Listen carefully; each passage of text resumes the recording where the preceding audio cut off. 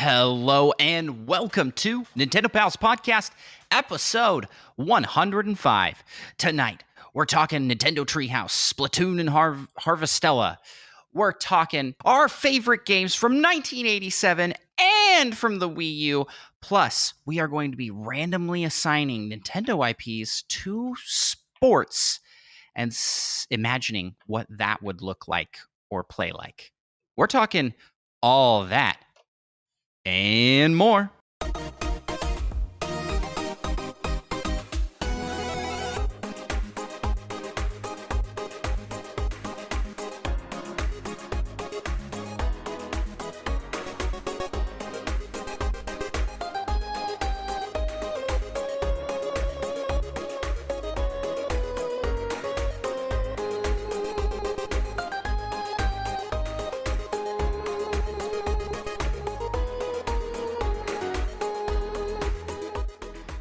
Well, greetings, fellow Nintendo Pals. My name is Andros, and I'm one of the hosts of the Nintendo Pals podcast, joined by Micah. Yep. And this is Nintendo Pals, the show all about Nintendo and friendship. We got a great show planned for tonight. We're going to be talking about the latest news, a little dabble in rumors, but we got a lot of community questions and topics, and a pretty fun PAL topic at the end of the show. But first off, I gotta ask, Micah, how the heck are you? Pretty good. Nice, that's good to hear. Good to hear. I'm also pretty good. Anything new and exciting going on in your life, man? Not particularly. How's the weather? Still mildly warm. Mildly warm. You're not melting. Ice pack season's exiting, I'm assuming. Yeah, it's close to ending. I guess for the audio only listeners, they don't know about they potentially don't know about the ice pack because you do talk about it. The place where Micah records is a room off of his garage, which does not have AC, and so well, I mean, the rest of my house also does not have AC. Right, so. right. But that gets extra toasty there because of where it's at. Yeah. And you'd use ice packs to cool down before getting a nice little unit in there that you're borrowing from a friend, right? Yeah. That's usually relatively cold, but it's loud, so I can't have it going during the podcast. And I forgot to turn it on early. We had our AC go out, and it gets mighty roasty in our house as soon. It's like instantaneously, like you can tell, like, oh my goodness, it is so warm in here. Luckily, we got a repair crew out quickly. They had a spare, like the part that needed to be replaced. They had a spare one that was also broken, but it was broken to keep going instead of shut off. Does that make sense? So the fan was continually running. Always going. Yeah, so he replaced it with the one so just it would continuously run, and then while ordering a part that would know when to switch on and off like normal. But the AC, like the fan would keep going, but the AC only kicked on if it needed to. There was just always airflow going for a little less than a week until the part came through. It's all worked out now, and I'm glad because living without AC in the summertime is rough. Mighty roasty. Yeah, that should be a phrase we use. Also, we got chat here. I see Mute Dog. We got Schlimtor. Again, if you're not listening on the video version of the podcast, we stream these live on Twitch. And these go up on YouTube, and you can check out and be a part of the conversation as part of the live recording Friday nights. But you can also be a part of a part of the experience by helping us do what we do every Friday night. And Mike, do you know what that is? Of course, I know what it is. We try to take over the world of Nintendo podcasts, and we do that through 5-star reviews. We do not have a new 5-star review this week. Can you believe that? For shame. Absolutely for shame. You, listener, that's listening right now, that hasn't left us a 5-star review. You know who you are.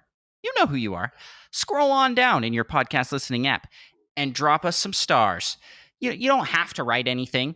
That's an option. If you do write something, we shout you out on the show, and this is the segment for that. And this segment can't be empty. I mean, what are we gonna do? We're gonna sit here and me complain about how we don't have no.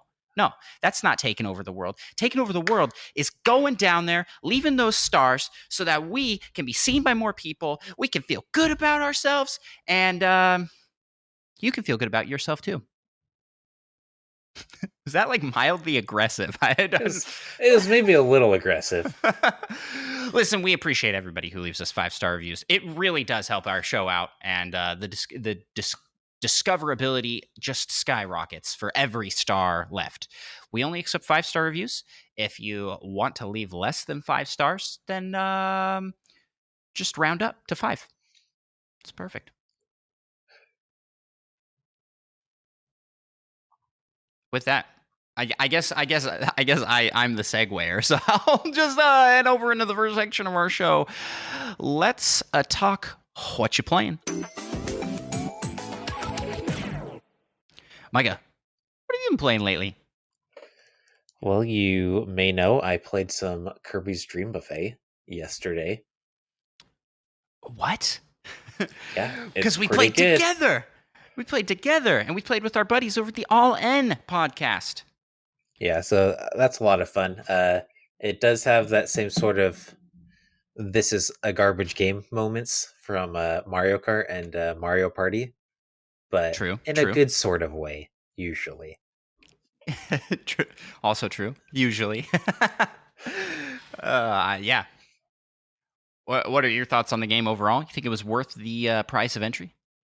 Yeah, I mean, $15 is pretty cheap for a game. I don't know quite how much replayability it will have. It's relatively repetitive, I guess. It's pretty much the same thing every time, but Yeah. it's definitely a fun little party game. And it's short. I mean, the rounds are pretty quick. They aren't like like you're not dedicating Mario Party amounts of time Just to have someone get 3 random stars to win oh after goodness. 2 hours of playing. You got the beat up most star. You got the walking least star. You got the we don't want this other guy to win, so you get a star. Yeah. Yeah, so that's $15 US dollars. Case for our international audience. So I don't know what that translates to where you're at, but yeah, it's pretty cheap. About the quarter of a price of like a full Nintendo game. Yeah. Besides that, also played some Fall Guys, also with you, and part of the All In. Yep. Well, I guess with all, but then With Eric had to leave. with all the ends. Yeah, all in. Yeah, yeah, that's Seth and Eric, our buddies over there. We do collaboration streams with them fairly frequently. They're awesome. We started a podcast around the same time, and just great crew over there. So definitely check out their podcast if you haven't. And yeah, we do community game nights with them, and we had a full lobby. We could play custom Fall Guys games. There's some problems with it though. yeah. Sometimes it doesn't want to end, and you just keep going for like 3 rounds with just 3 people, and no one gets eliminated. But other than that, it's a lot of fun with the custom lobbies. Yeah, yeah. I assume that that's not as much of a problem if you have a more full lobby. Yeah, I assume so, but we're who always knows? playing at like almost the minimum.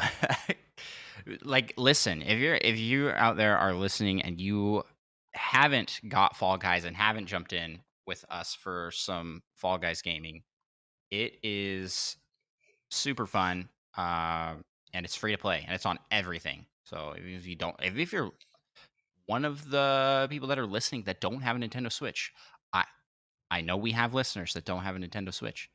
You could play it on your PC. You could play it on your PlayStation. You could play it on your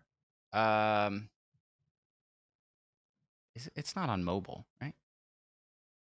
Not But that I it's on know. Xbox. It is on Xbox. So all of them major platforms. And yeah, I think it's pretty great. So yeah, come join us up next time we play. Oh, and we just got a sub. Thank you so much for the thank you so much for the gifted sub from Schlimtor to Mute Dog.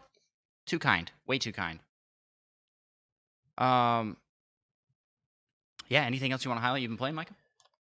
I played a little more Metro Dread. I just decided to mess around with the boss rush for a little bit.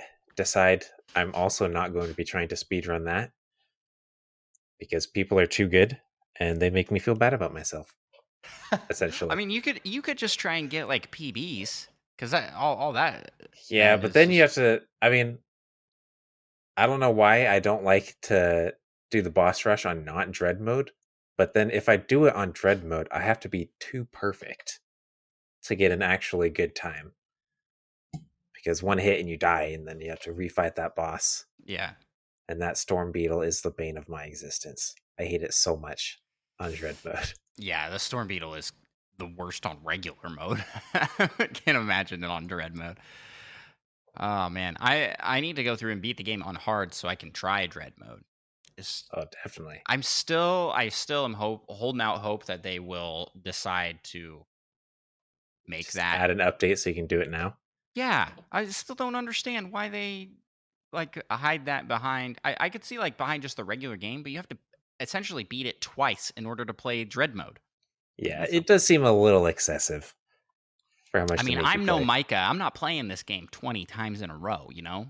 You Hey, know what it's I'm only saying? like 13 or something. It's only 13. I've only played through the But game they should have 13 them the times. stats somewhere so I could see how many times I have beaten it. But besides Uh, that, I played a little more Mario Sunshine, and I oh yeah, unlocked. I I saw you were playing that because on Discord it shows that you're playing uh, games, and I was like, Dolphin, and is that the emulator you're using? yeah, Okay, yeah, yeah. had to emulate it because my copy disappeared essentially. So it's a relatively moral gray area. I mean, you do own the game, you just don't know where it's at. Yeah, supposedly. I supposedly own it somewhere. Wow, fake fan of Mario Sunshine here. Is what I'm hearing. But yeah, I think I just unlocked like the last area. Everything's all flooded, but then my controller died, and I figured that's probably a pretty good stopping point. Nice. I also played some Kirby's Dream Buffet. Played a little bit more of that today with my kids. Really enjoyable. It was. I think it's really adorable and like visually really pleasing. And But no, there's no button, oh, and that's it's it. great. I like it. I recommend Kirby's Dream Buffet. It's really kid friendly too, which my 3-year-old was playing it and having a great time. Very excited for all of the food. It's like anytime we got to a pancake stack and like go up, she's like, Dad, that's so hot. And I don't know why she was saying that. Maybe because maybe because the butter was melting on it. She's like, that's so hot, and she would get very excited. Like, so there you go, Kirby's Dream Buffet. That's so hot. It's a great game. Also played Fall Guys yesterday. Had a blast with that. I've been playing some Spelunky 2, uh, some solo, and some with my son. And still, I mean, that game's just so fun. It does not lose its fun factor to me. I don't know why. I get like it loses its fun factor in play sessions. By the end, I'm like, God grief, I'm done. You know, throw This game is throw it down. garbage. I'm not playing it. Yeah. But then the next day I'll play it again and I'll have a blast with it. So if you like a challenging game and what I consider to be the greatest indie title of all time, Spelunky 2, I highly recommend. The Legend of It's Zelda very Breath of the Wild. debatable, but everyone's entitled to their own opinion. What's your favorite indie game of all time? If you had to Not pick one. Spelunky 2. I don't know what it is, but I know it's Not not Spelunky I know 2. it's not Spelunky But 2. to be fair, I do think Spelunky 2 is a fantastic game. It's got to be in your top. I'm fairly certain it's in your top 10. But I don't If I know. could We name did a more than top 10. 10 indie titles right now, it might not be. Yeah, I was gonna say it. I'm pretty sure it made it on. It was like 10. it's relatively high up. Yeah, it was like 8 or something. It is a fantastic game, but I feel like I mostly just burned myself out on it. Right. I haven't done that yet. Somehow. Uh, then of course some Legend of Zelda Breath of the Wild. Played some more of that. And we also played this last week another round of AI Invasion, and had an absolute blast with that. Now, I want to give a shout out to where the idea comes from is streamer, YouTuber, and olive oil drinking extraordinaire Doug, who streamed this. It's like Risk essentially. You have a map and you start in a country on the map and try and take over different spots and take over the most space. But instead of rolling dice to conquer countries, you input what you are attempting to do into AI and see what happens as the AI tells a story of what happens. It is hilarious and sometimes extremely dramatic. Some crazy war crimes committed, and I By like everyone I except for me. it, it is very fun. It is very fun, and I definitely want to do more streams like that in the future. And there is a huge love for it in our Discord, uh, as we may see later with our community submitted questions. But Chat Rule was the name of the of chat's controlled team. So we played us versus everybody in chat. And yeah, AI did not like chat this time. It Not at definitely all. made them the villains of the story it was Well, writing. they weren't helping them. They weren't helping themselves in that regard. Oh, we did. I mean, it was. I tried my best. I tried my best in writing the prompts. I like really tried to get the AI to use Vodnaboris. I must have typed, and they have a giant mech camel like 10 times. Like, by the way, by the way, there's this thing that shoots lightning, and the AI never used it, not even once. It completely ignored it every single time. It's like I don't care about their mechanized camel. These guys are bad. Send those Sheikah to bring them down. There'll be a YouTube video coming out for that soon, and I'm excited for it. It's very fun, very very fun. Um, yeah. So that's what we have been playing. What do you say, Micah? We move to the next segment of our show. Let's do it. But before we do, we got to tell you guys all about our sponsor. Yep. And support for Nintendo Pals is brought to you by Manscaped. Yeah, we know that we have a ton of Xenoblade fans in the Nintendo Pals community.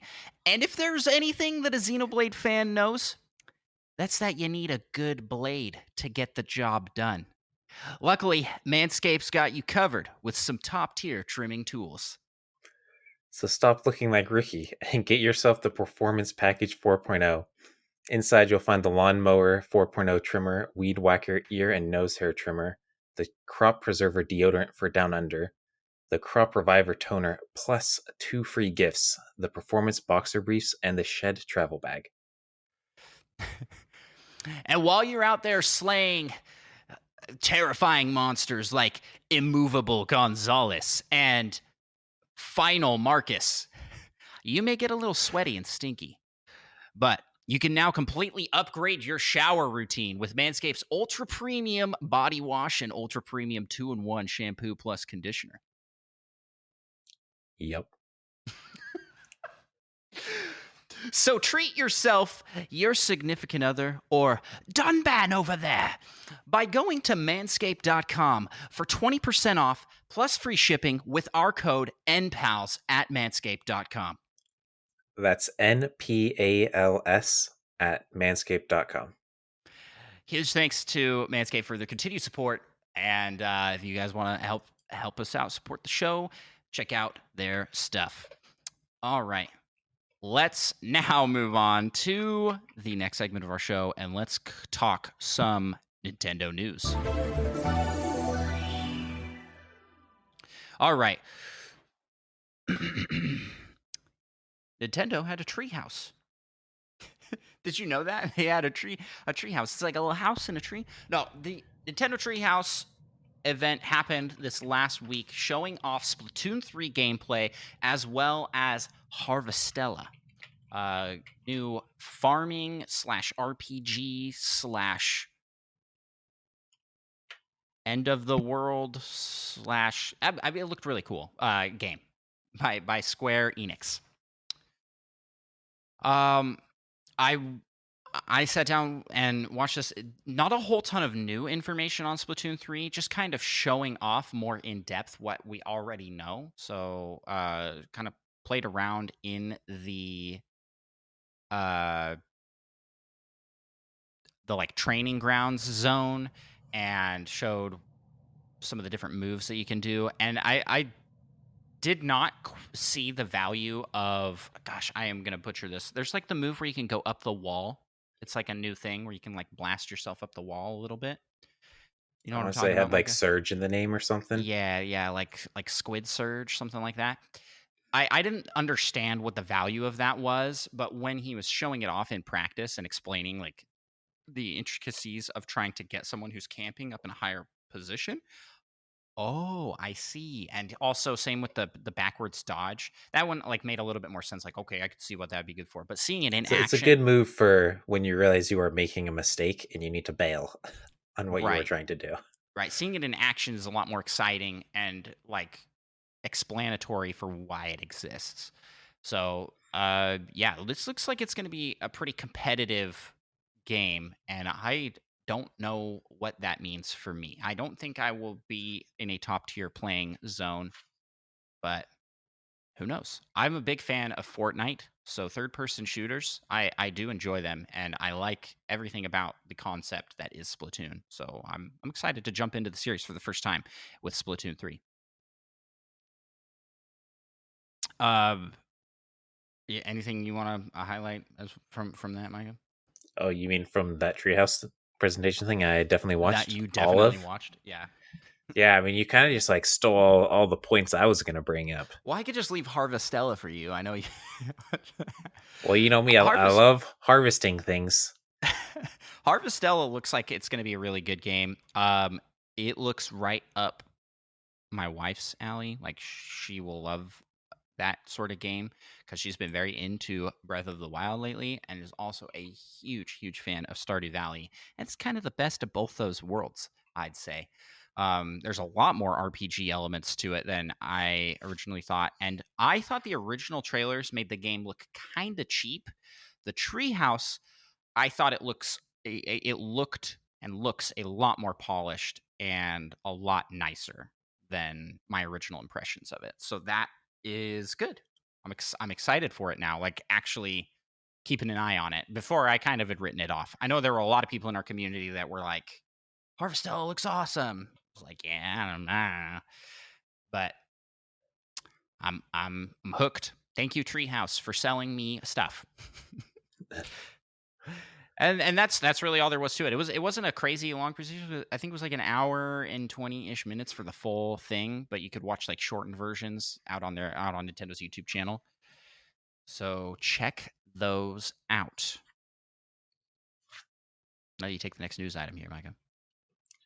Yeah, but the Splatoon world premiere thing is happening slash happened this weekend slash last weekend, depending on when you are listening to this. Yes. So that should be pretty exciting. Yeah, we're both looking forward to that. Probably hop on a little bit tomorrow. I forgot that we have family coming in tomorrow, Well, so tell them not to come in tomorrow. I know I'm like, what am I gonna do? This is like the day. It's the day, and you know what time it starts? 8 a.m., obviously, 9 a.m. your time Pacific, and but it starts 8 a.m. at some place in the world.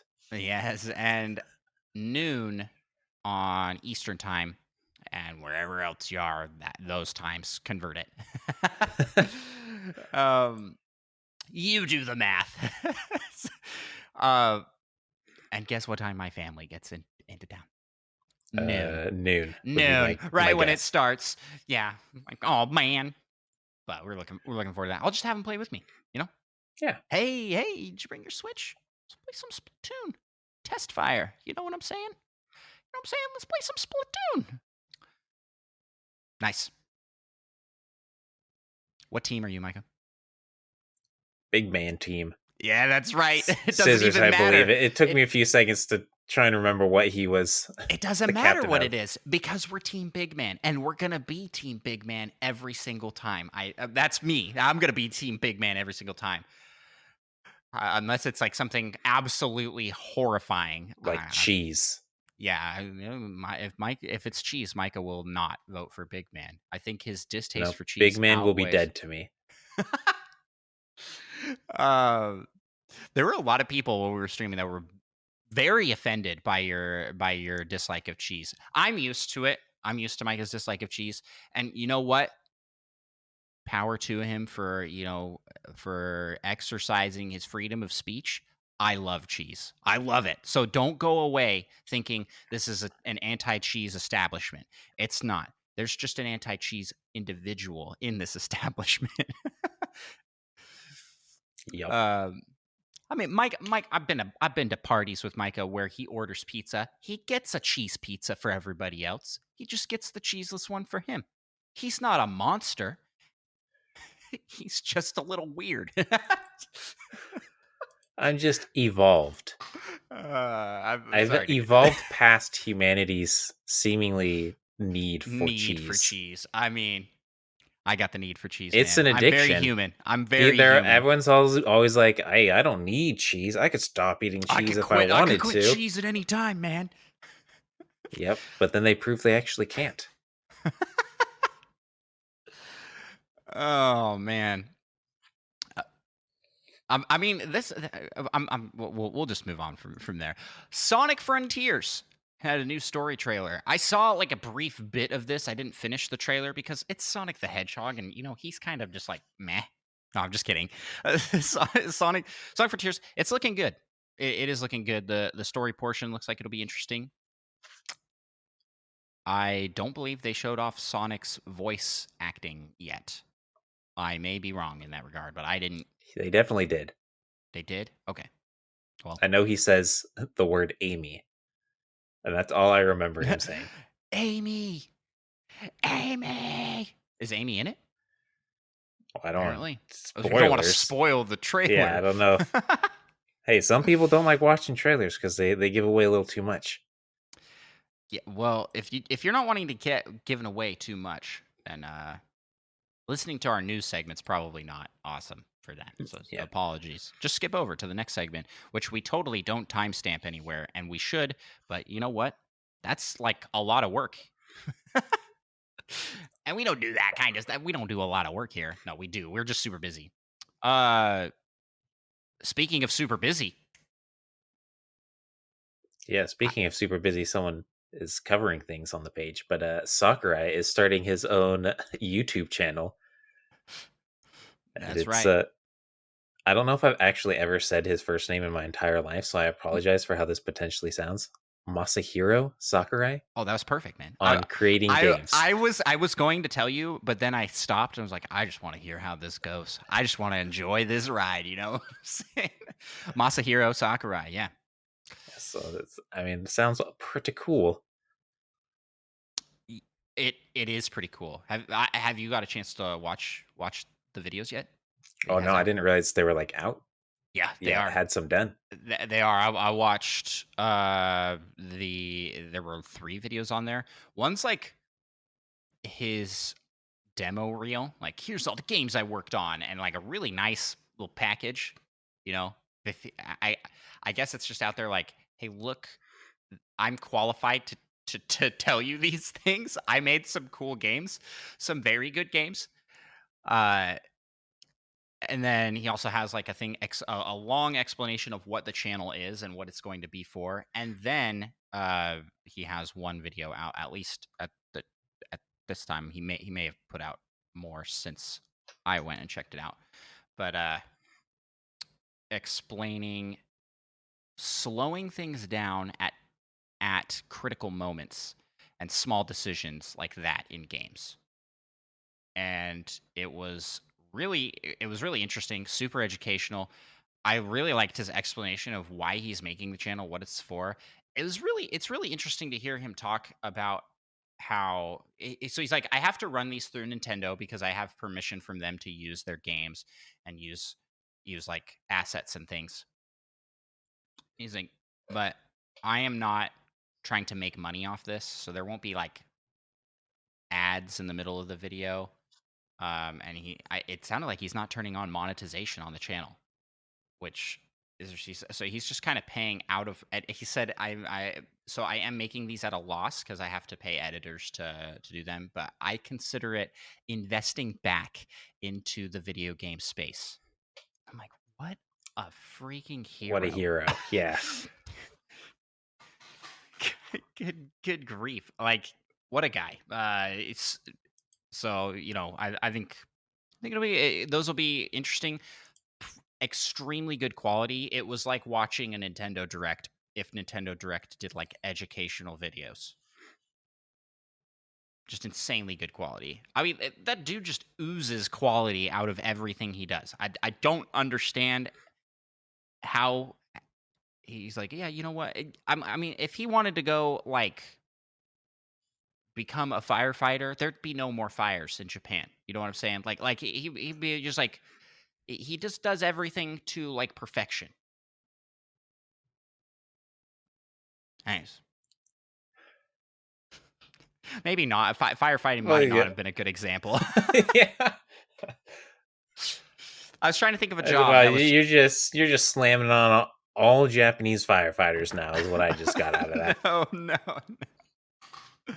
no. I'm just saying that whatever he does well. And YouTube content. I mean, he kind of already had a taste for doing that, being like the main presenter for all the Smash Bros. Ultimate stuff. Yeah, he knows what he's doing at this point. Yeah. Um. Speaking of knowing what you're doing, Splatoon is knowing what they're doing. They're making some ice cream. Splatoon is teaming up with Baskin Robbins for some Splatoon ice cream in Japan. Really hoping that this comes stateside because it looks very cool. There's a new flavor. It is, I'm going to pronounce this wrong, but Ikasu soda and grape, plus a special jelly soda drink that has like little pouches on it that have different colors. And you can like, it looks like they mix into the drink and make it like multicolored, like a Splatoon battle. It was really interesting looking, and it has like an ice cream scoop on top, plus special edition cups and little squid cookies. Made out Not of real not made squid. out of squid, but cookies that look like little squids from Splatoon. I mean, not quite as cool as if they had been made out of squid, but still pretty cool. Dad said in chat says some countries have weird soda.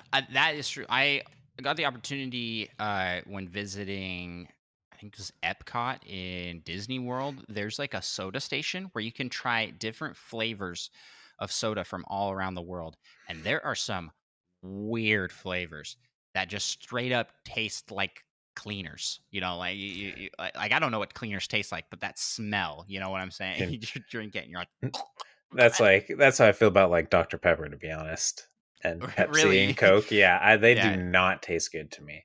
yeah. I'm not a crazy fan of soda, of soda like that in general. I'm more of I gravitate towards the fruity sodas. I like a Yeah, good strawberry soda. That's good. Uh, root beer, Sprite, that sort of. Well, Sprite's fruity, lemon lime.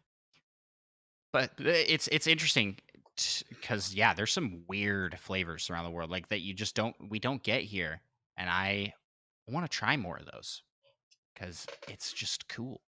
I want to like get those. I've seen ads for these like Japanese snack boxes. I think that would be cool.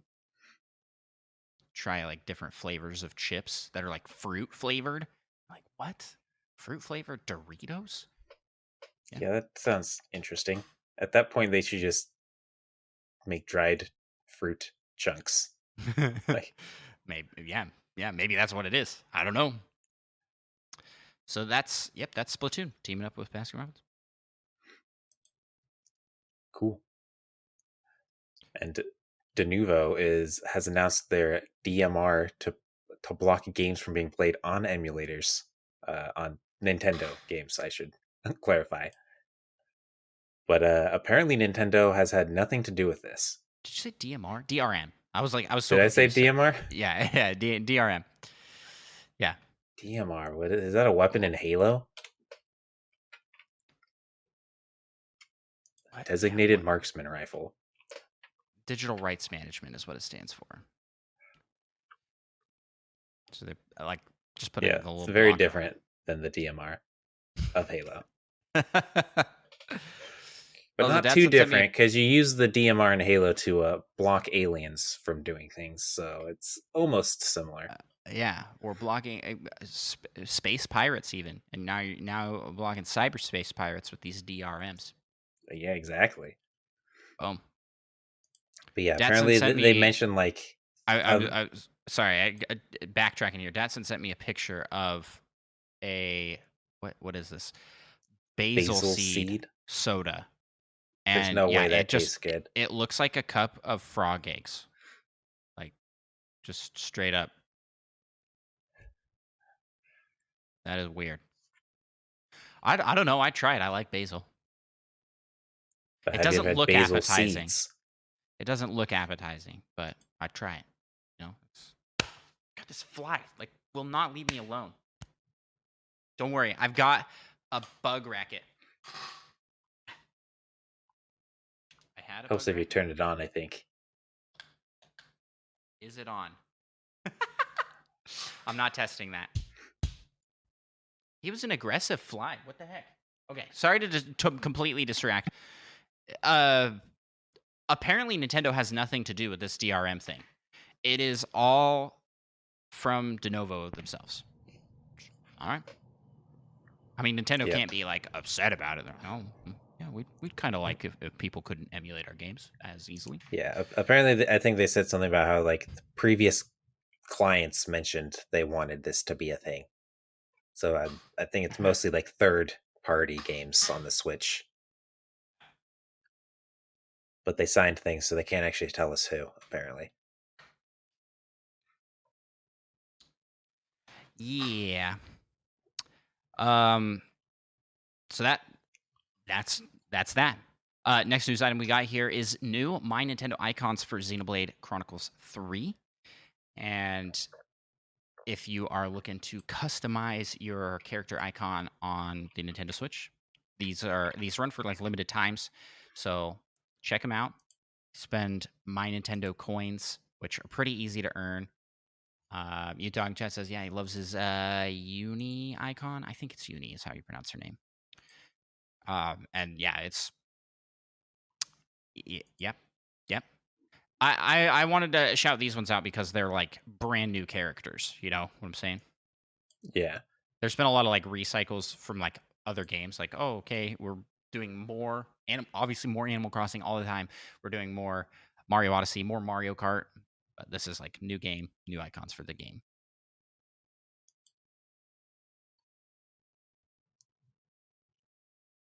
I think you'll be excited for this next news item. I am pretty excited about this next one.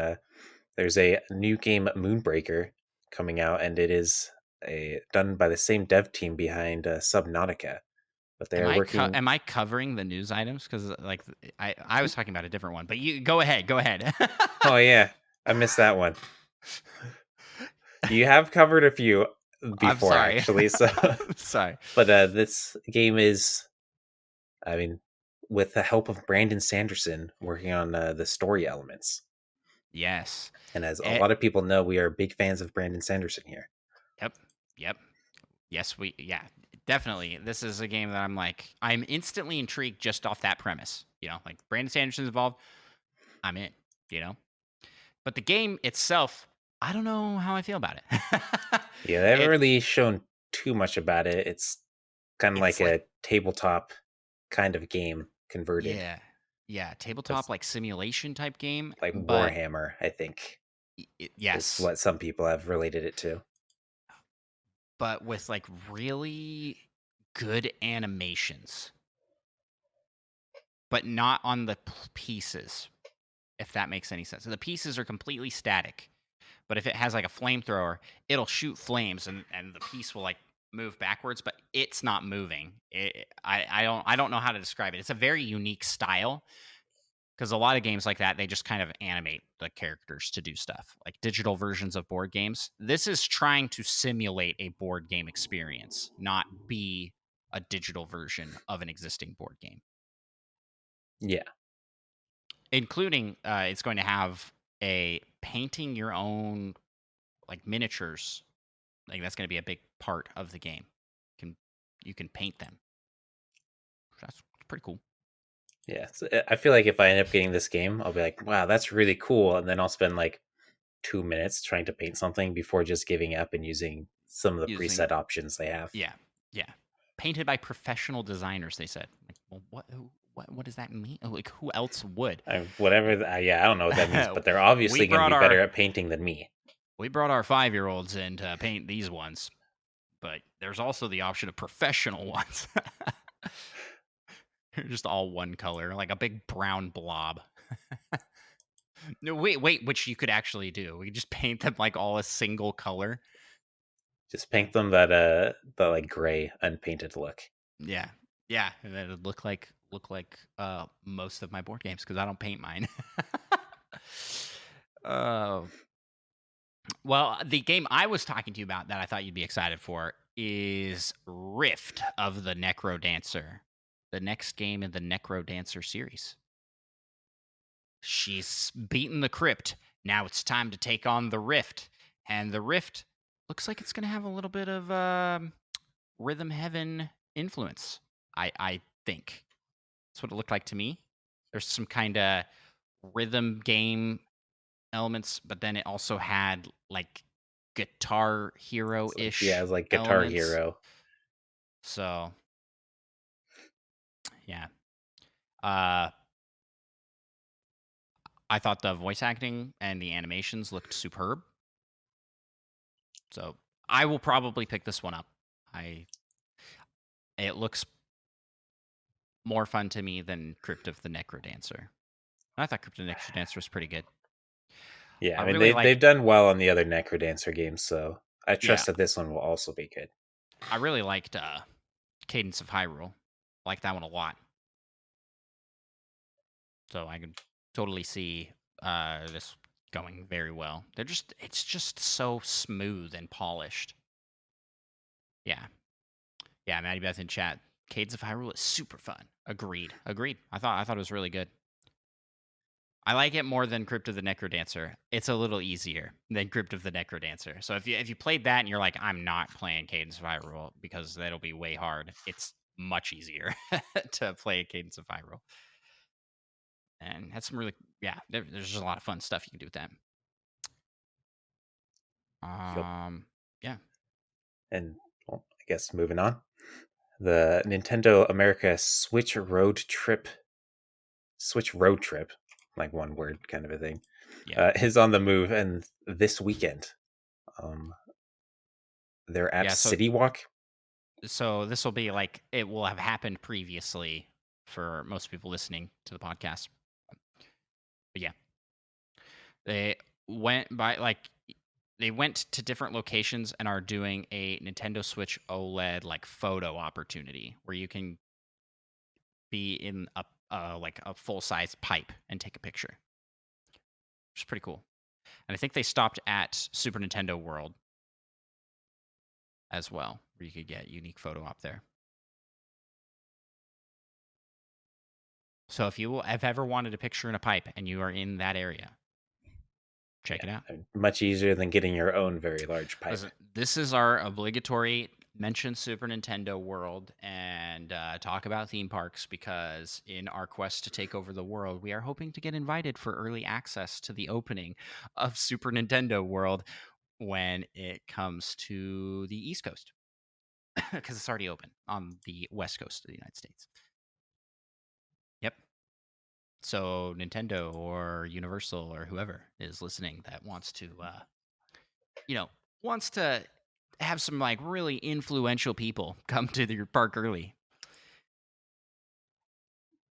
I think we qualify ish. I'm really looking forward to that opening up. No matter what happens, I'm going. That's for sure. And then last bit of news here, which is not really Nintendo news. It's non-Nintendo news, but it's a big deal. And I want to make sure that people I'm not make sure. I just want to bring it to awareness because I think some of our audience may not know that PS5 prices will be increasing in markets around the globe. This is not affecting the US specifically, and I think that's because the US are going to get real upset if it does. And it's such a huge market. They're like, let's not tick off our biggest audience potentially. Um, but they are raising the prices in a lot of countries around the world. Yep. But I didn't see what they Nintendo's were. not. Yeah, I didn't see So what they were take raising that. them to.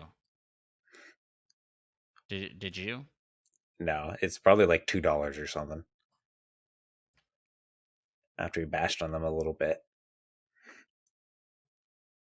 I'm like quickly searching on the side here, see if I can find out. Yeah, and it's just like an interesting move to make. Uh,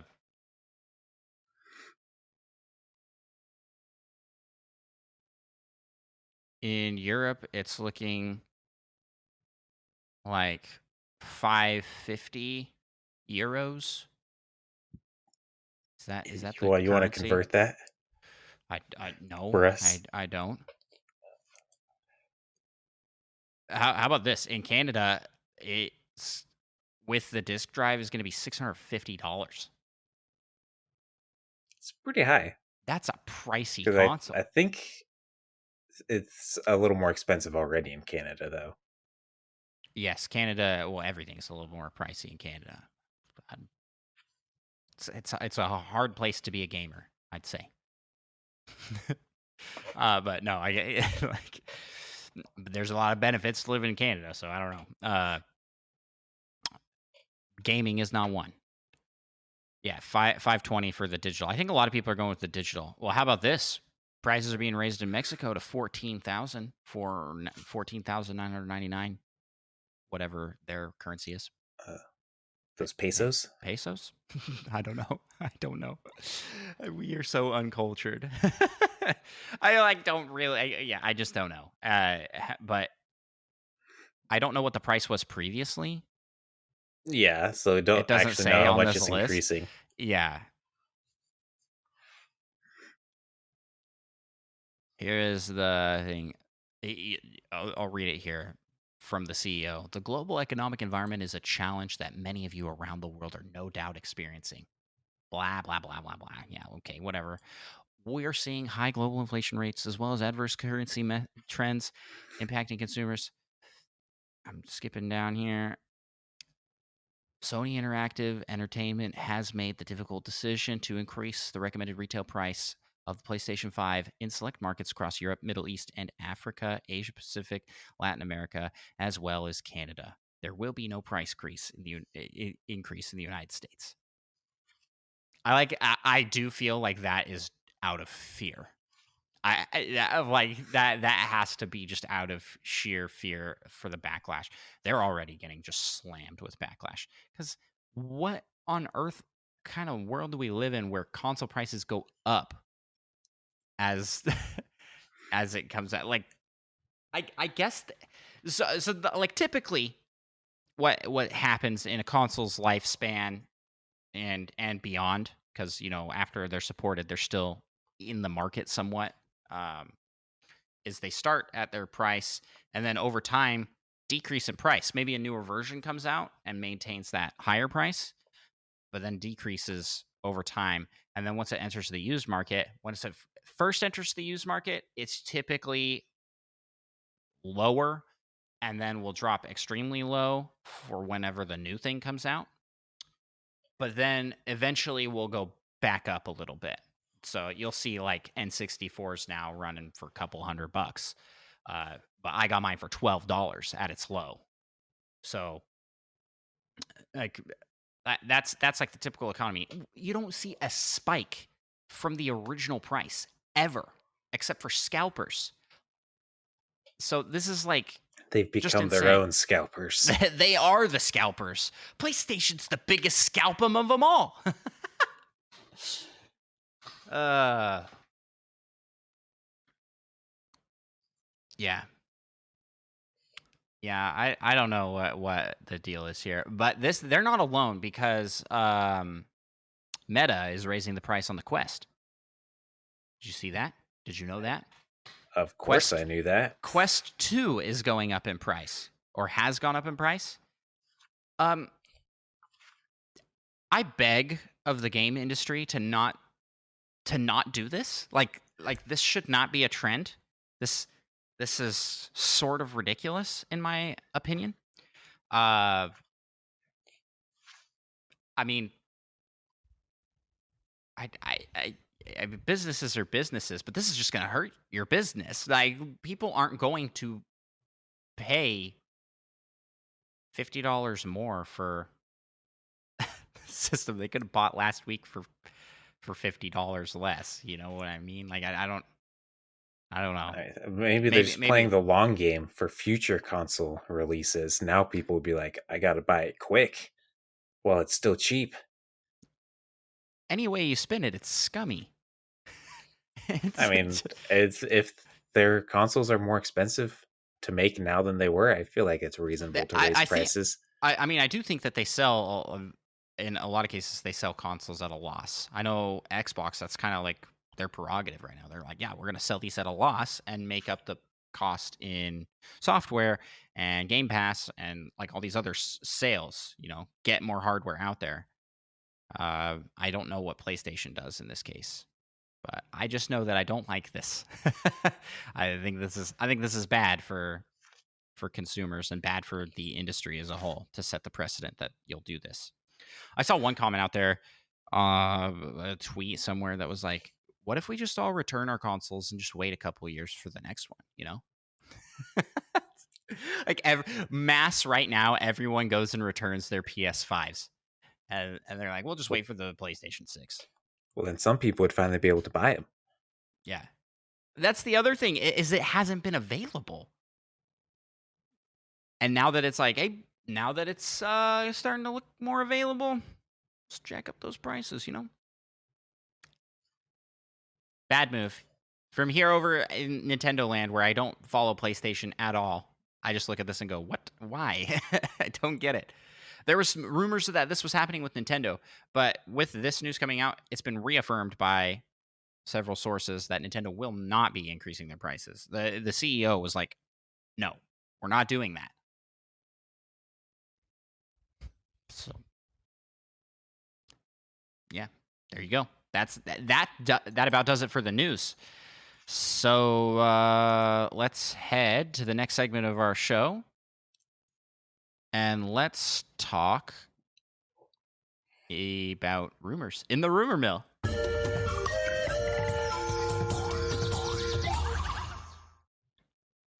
Alrighty. Well, there was a rumor that circulated this week. The rumor Pikmin were like running out like crazy, going. We were throwing them at this rumor, and turns out it wasn't real. Not even remotely. So the rumor was Amazon was looking to acquire EA. EA's shares in their company spiked with the rumor going, and then plummeted back down as soon as it was learned that that was just not true. It was once it was widely known that the Yeah, rumor was false. this wasn't a rumor for very long. No, I think it lasted like a day, and I think we've talked about how EA is kind of looking to be bought, and they've kind of positioned themselves as like, hey, somebody buy us, please. So when a rumor starts like this, it was pretty believable. People are like, all right, yeah, it makes sense. EA's trying to get sold. EA, you know who to call. The Embracer Group. They're always buying up studios and things. They'll cut you a deal. And all you have to do is sell your soul. It's easy. I don't know what the deals are that Embracer Group. Actually, they're pretty public about what they do. Like they all of the Embracer Group acquisition news comes straight from Embracer, like posting it. Like, good, we have entered into a deal to acquire this. So, well, at least they're upfront about being a corporate monster that is eating everything in its path. We'll see how it goes. Will this be a good monster or a bad one? Who knows? And that's all we got in the rumor mill. You got anything you want to talk about with this, Michael? Nope. Nope. Alrighty. Well, then let's move on to the next segment of our show and let's talk some community submitted questions and topics in the Community Corner. The Community Corner, where we have questions from the community. Michael, I'll let you take the first one. Yeah, a question asked by Long Live Big Man. Well, should we explain the long live thing before we start, because we got a lot of questions from long lives. Yeah, probably long lives started. I don't remember who started it first. I believe it was Monkey Thunder. Shout out to Monkey Thunder, who is a mod on our channel. Awesome. Always here for us, always helping us out behind the scenes and stuff. But put long live chat rule from the AI invasion stream, and then several other people followed suit, and then they've just kind of all turned into all sorts of names. So now we got Long Live Big Man. They like the lore that goes on in the Nintendo Palace Discord. Come be a part of it. It's a great time over there. Yeah, do you like things to live long? You'd like it in our Discord. Micah before is like, I don't even know who any of these people are anymore. I don't. Yeah, I don't remember. I was like, you just got to remember whose profile picture is what, man. But like, it'll get really confusing now that we've recorded this episode. I am 100% certain people are going to go in and change their profile pictures, so they'll just be completely different people. I have to try and judge, like, who haven't I seen a comment by recently? That must be one of those long-lived people. Datson in chat says, I thought you said long live bacon, and I was into that. Who isn't? Bacon's kind of phenomenal. It's kind of a big deal. I mean, bacon's all right. I gotta say, I think turkey bacon's actually better than regular bacon. Goodness. I mean, I'm not opposed. I mean, bacon's to turkey bacon, like 80% fat. But it's good. It is greasy. Oh yeah, you just feel like poo after you eat it. Oh, but it's so good. It doesn't matter. I would say for some reason, bacon bits. That's pretty good. You can sprinkle that in stuff. How about real bacon bits?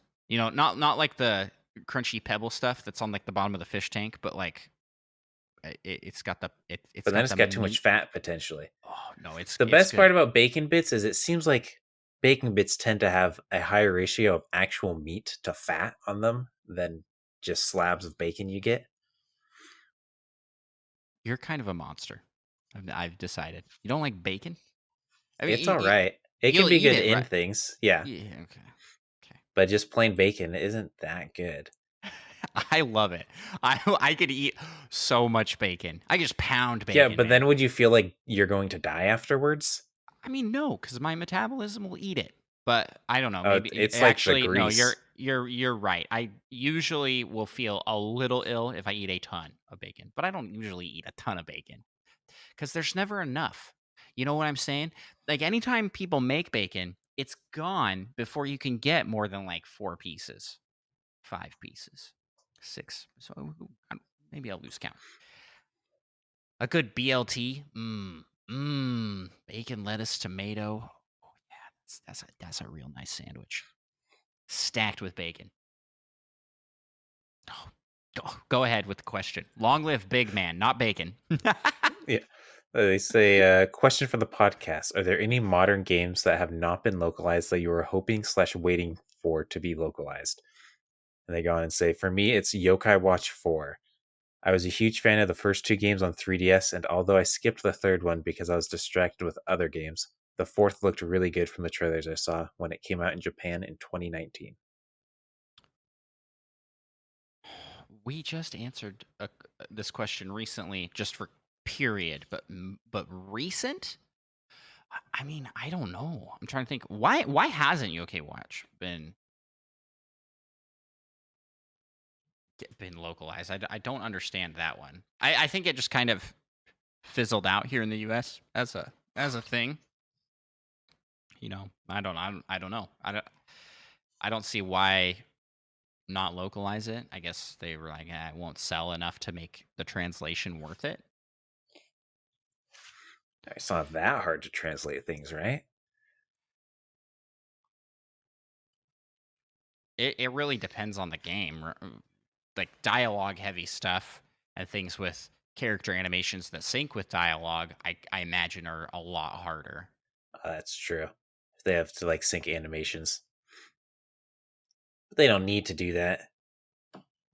Just say the only way we could get this released in the US was to not do that. I think people will be okay. I am looking for like a modern game. I know we talked about Final Fantasy 10 offline or something like that Final Fantasy game that was Japan only. Like, yeah, that would have been cool. And then I don't know, does this count as modern enough? Mother 3? I mean, nah. Nah. I It's don't think that's Game that Boy modern. Advance. Yeah, yeah, you're right. That son though says just subtitle it and move on. I mean, Just yeah, subtitle. that's all you really need to do. Yeah, I'm trying to think what else. Xenoblade was a story of a successful localization. Well, but not really. Here's the thing: is it wasn't going to be released in the U.S., right? It was localized. It was translated to English for Europe, but they were not going to release it in the U.S. Project Rainfall. You familiar with that?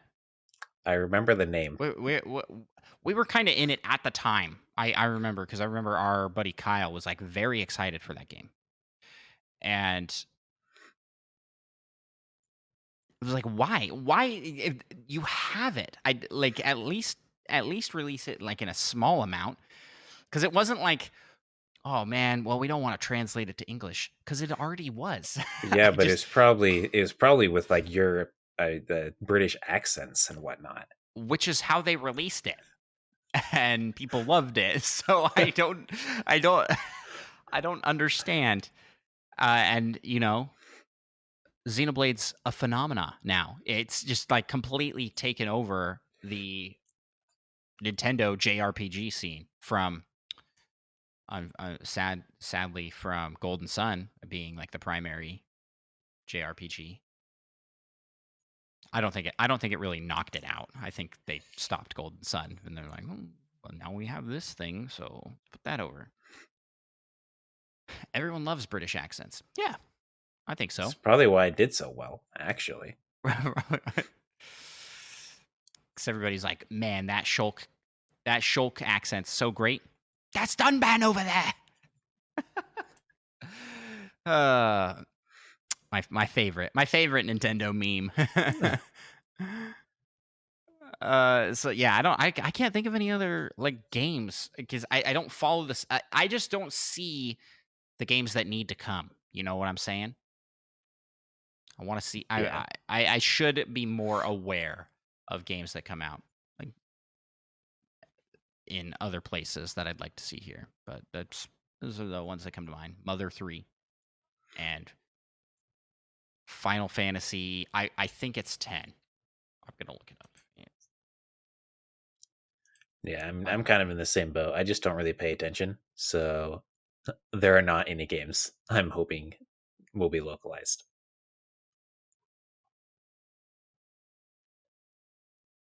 Yeah.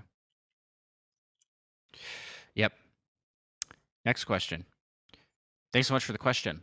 Long live Big Man. Next question comes from Long Live Rock. Favorite game that came out in 1987?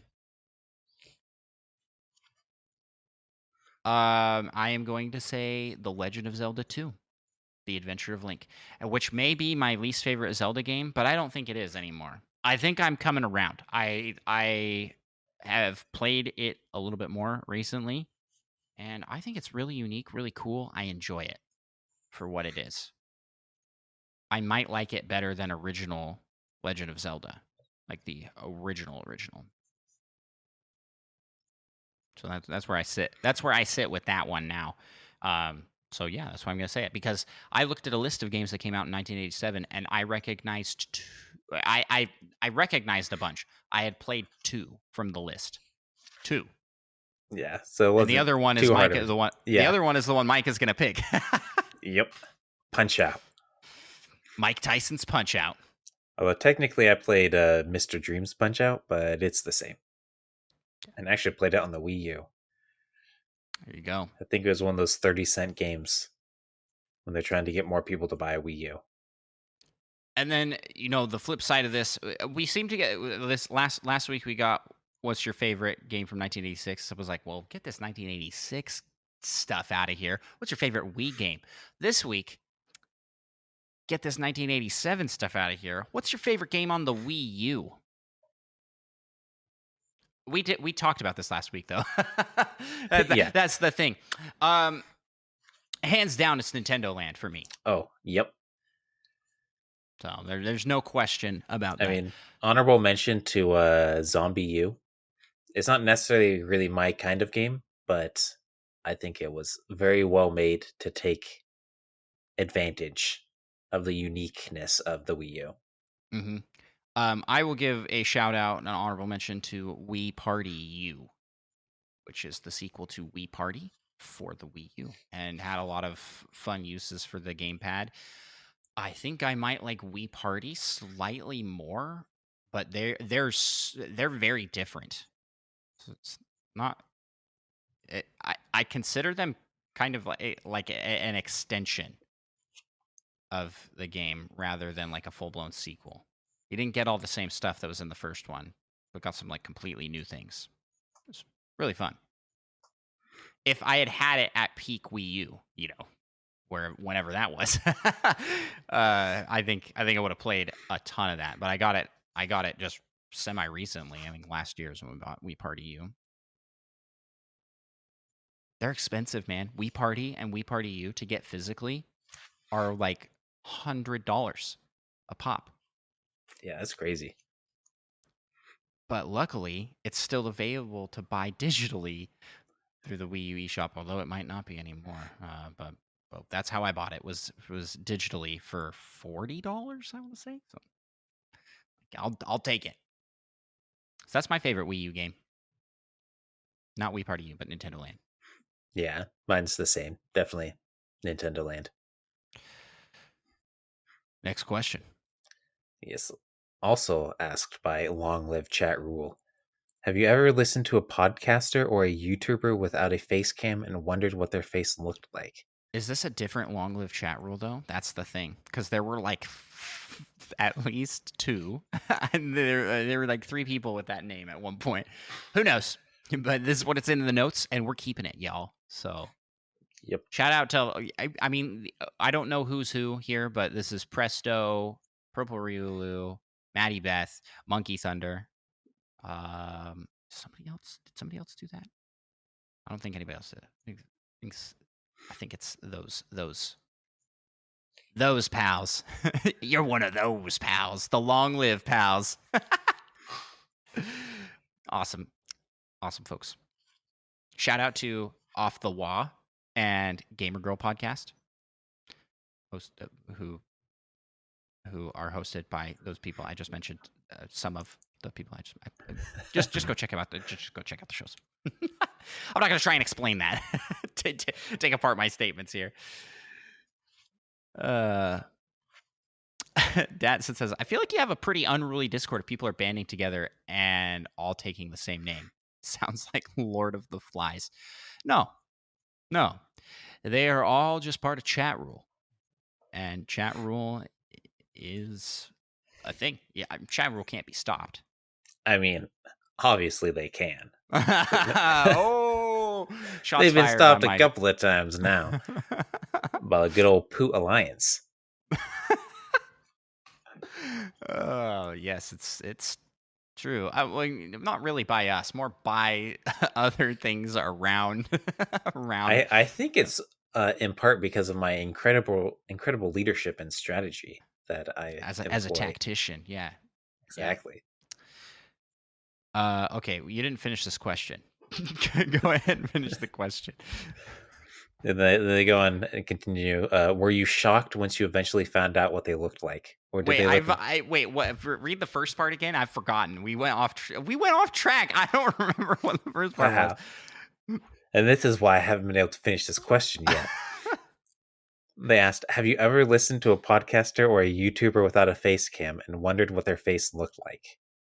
Were you shocked once you eventually found out what they looked like, or did they look very similar to what you pictured they looked like?" That's a good question. This actually happened to me multiple times because I listened to a lot of Nintendo podcasts and listened to the podcasts before checking out any of their video stuff if they had a video version of their podcast.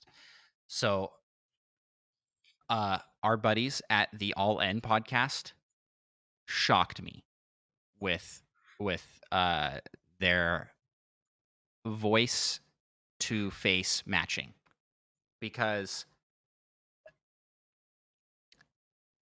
I feel like they should be swapped. Their voices should be swapped. I don't know if you agree with me on this, Micah, but Yeah, like that actually Seth. legit. I don't listen to that many, but that was actually going to be the one that most shocked me. All in. Oh, really? Yeah.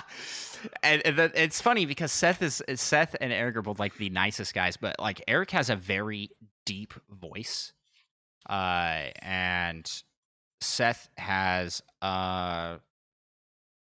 it's not high pitched, but just a higher voice, especially by comparison to Eric. And so when I hear like a deep voice, I think of like a bigger guy. I think beard. I think they've got a beard, and Seth is like a mountain man, like with how big his beard is. so so like just his face matches what I picture for deep voice. Think lumberjack. Yeah, I think lumberjack. I think lumberjack for deep voice. And then Eric's like a tall, skinny guy. So it's like the voice just doesn't match up for what I pictured. Another one would be our buddies at the Nintendo Dads podcast, specifically Neo Prime 33, aka Tim. Tim looks like uh Tim has what I would consider a higher voice, like a higher voice and a very mild like tone. He is I, I don't know. I don't know how to describe it. But then he looks like he'd be uh he wears like flat billed cap with a big old beard. He looks like someone who could beat me up. You know Oh, what I'm saying? that's a wide array of people, though.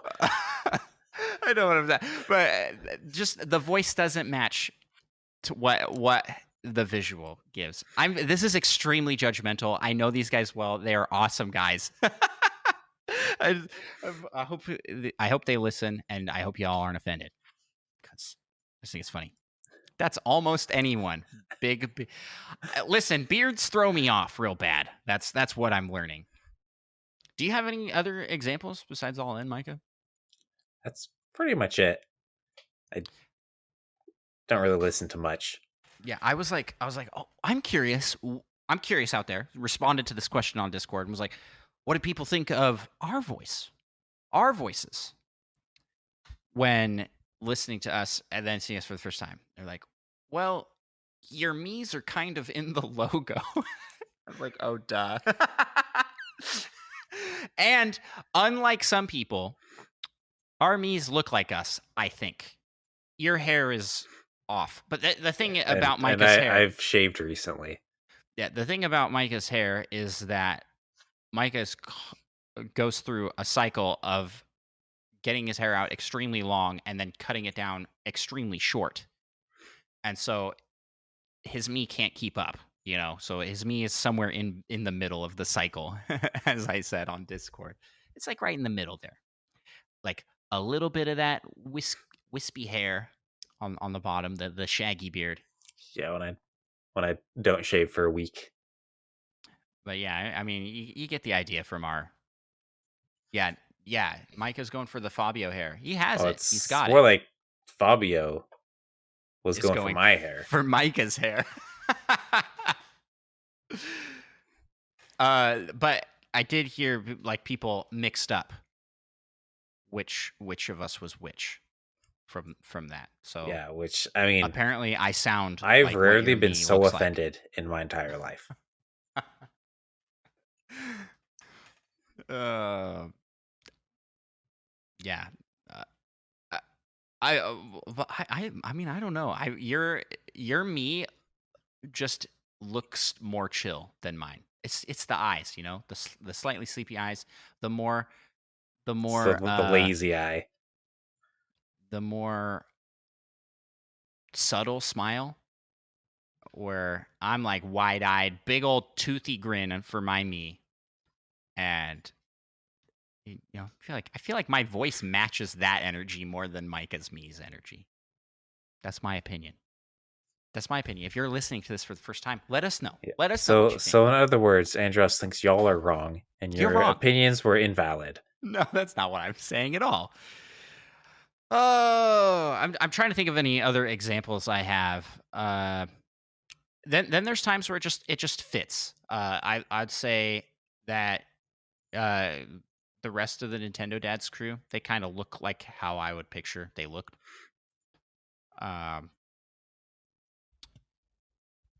And Sean Capri, I listened to his stuff before. He looks like he sounds. He's got a face that matches his voice. And like once you know someone and see what they look like, it's mapped. You can't like undo the map. You know what I'm saying? And so it's a very unique experience. Only hearing someone in an audio format and then seeing what they look like.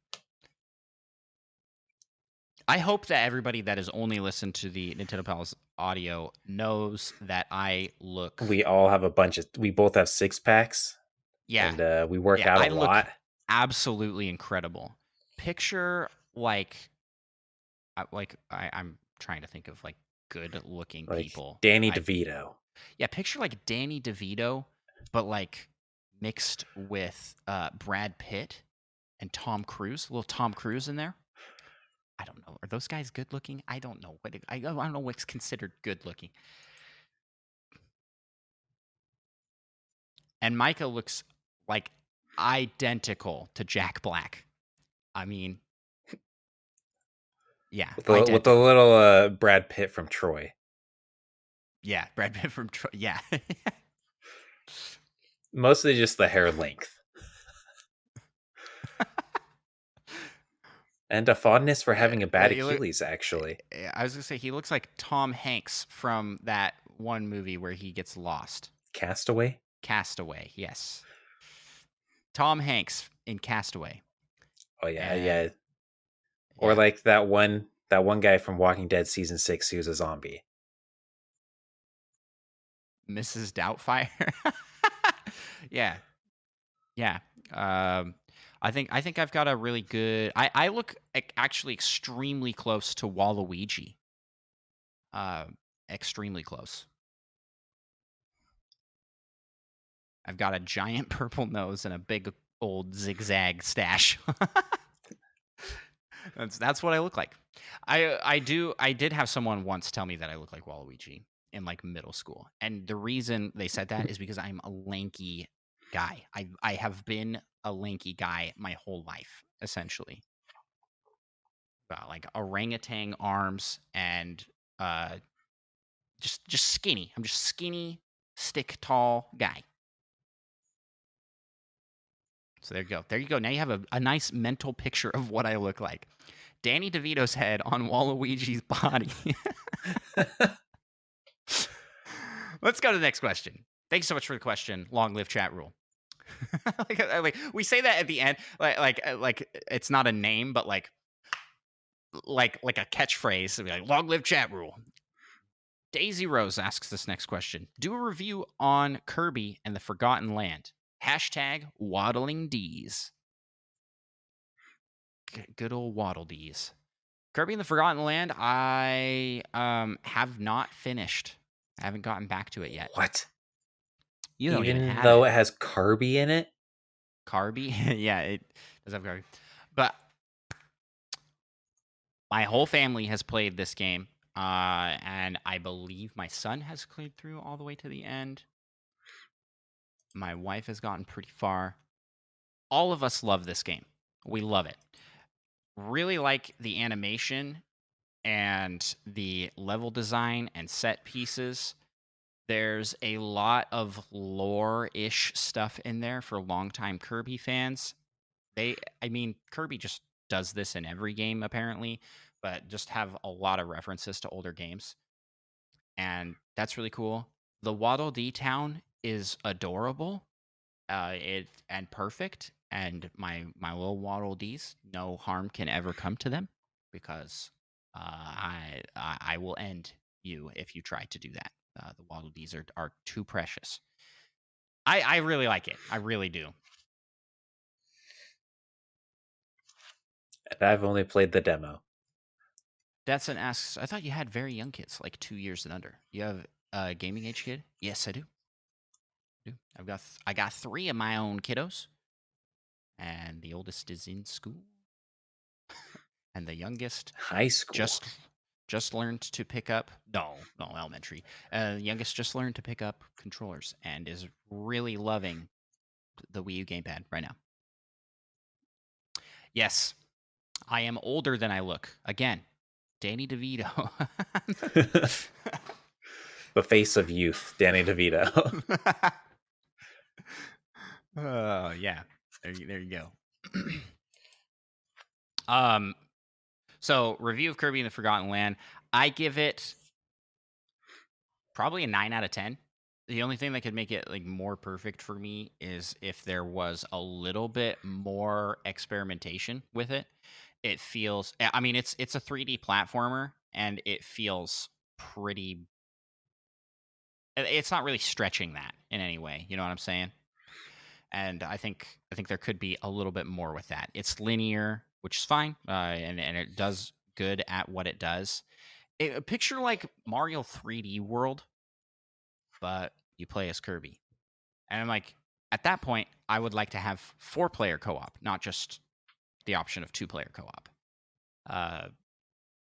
Or like I just kind of want more with it, and it feels it's a huge step for Kirby as a series, but not a huge step for Nintendo. You know what I'm saying? Does that make any sense? Yeah, I think so. And I'd be down for more copy abilities in it. Like I think it feels like there's a lot there because you got the copy abilities, and then you can upgrade them as you get further into the game. But put in more. I like add some of those older mechanics in where you can mix and match copy abilities to get like different effects. There's a lot that could be done. It doesn't feel like this is the ultimate Kirby experience. It's probably the best Kirby experience that I've ever had, but not the ultimate Kirby experience. This isn't Mario Odyssey. This isn't Breath of the Wild. This isn't the peak of the series.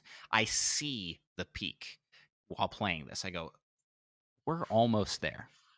And I'm excited to see what comes next for Kirby as a series because of that. Also, the battle arena is super fun. You know, like do like a boss rush mode. That's a lot of fun. Played quite a bit of that co-op with my son. Next question, because you don't have any thoughts on it. You have not played it. No, Right? yeah, I just played the demo and it was a little easy for It me is a little easy, yeah. to decide to purchase it. But for what it is, 9 out of 10 for me. Yeah. I don't like to give number scores, so I don't know why I'm doing that. But like what I'm saying here is that it's like just shy of of perfection. If if you're looking for something more challenging, this isn't the game for you. Like, there's no difficult platforming in here. It's really straightforward. I mean, there's a lot of secrets to uncover, but even that is not hard. Uh, it's just it's just chill, you know. It's just chill, nice time. All right, you can ask the next question. Yep. Thanks so much for the question, Daisy Rose. Hashtag Waddle and D's. Another question asked by Long Live Big Man. They ask, have there been any real life playground or rumor esque things from your childhood about any game you grew up playing that your friends told you something you believed only to find out it was a rumor that wasn't real? And they go on to mention like hitting it, like holding the B button or hitting the B button right after you start catching a Pokemon in a Pokeball. On those same lines, my cousin convinced me that you push the A button on each like Wobble? wobble, not wobble, but like as it was. No, it was each wobble, like, bloop, bloop. And if you timed it perfectly, you'd get guaranteed. But if I recall, he was like, I don't know if this actually does anything, but it helps me. If I remember correctly. So besides that, I'm trying to think like playground rumors. I don't recall anything like that happening to me.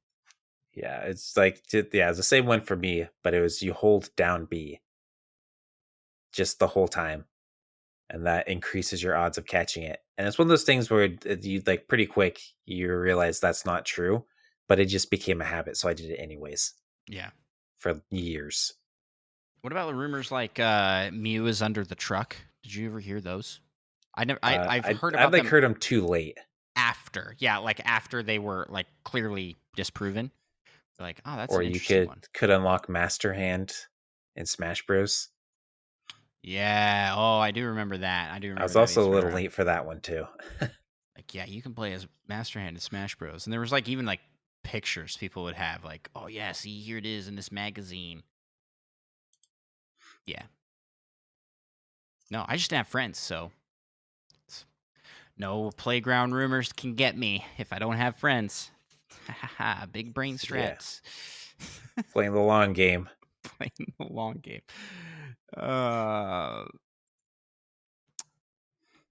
thanks so much for the question. Uh, yeah, that's not very exciting answers. Sorry. Yeah, it turns out we're just too smart to fall for all these rumors. Yeah, that's it. Smart. Uh, next question comes from Spider Shan. Question for the show: why does AI dislike the rightful rulers of Hyrule, i.e., chat rule?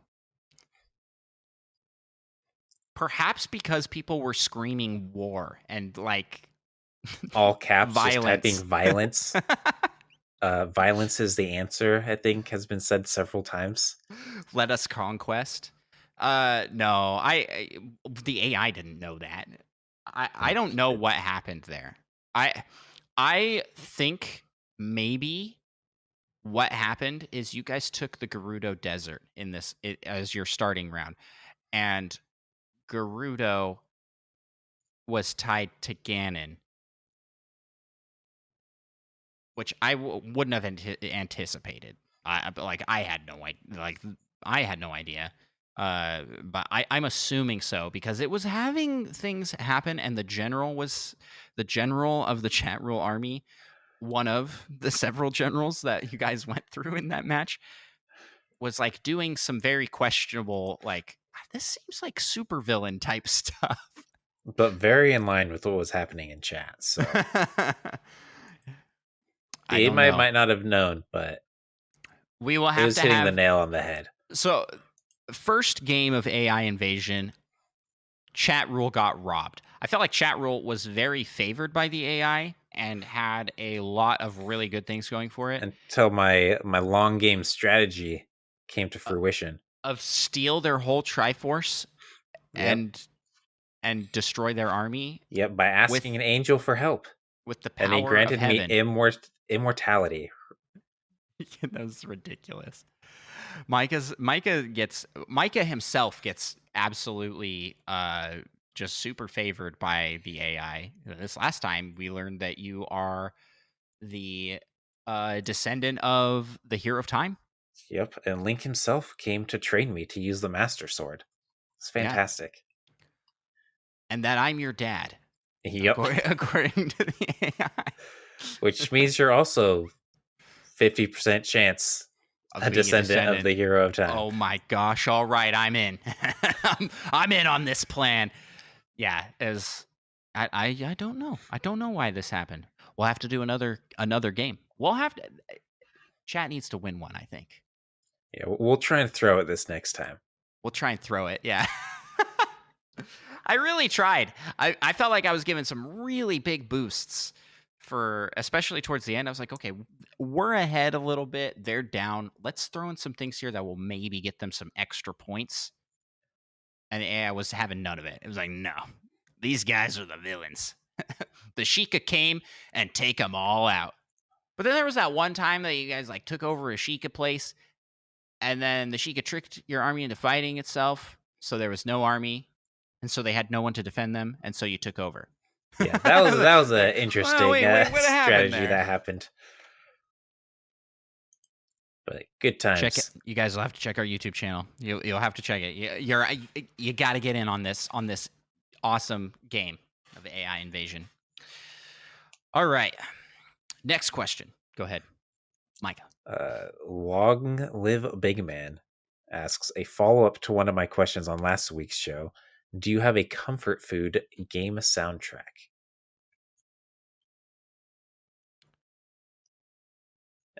I always keep coming back to Golden Sun.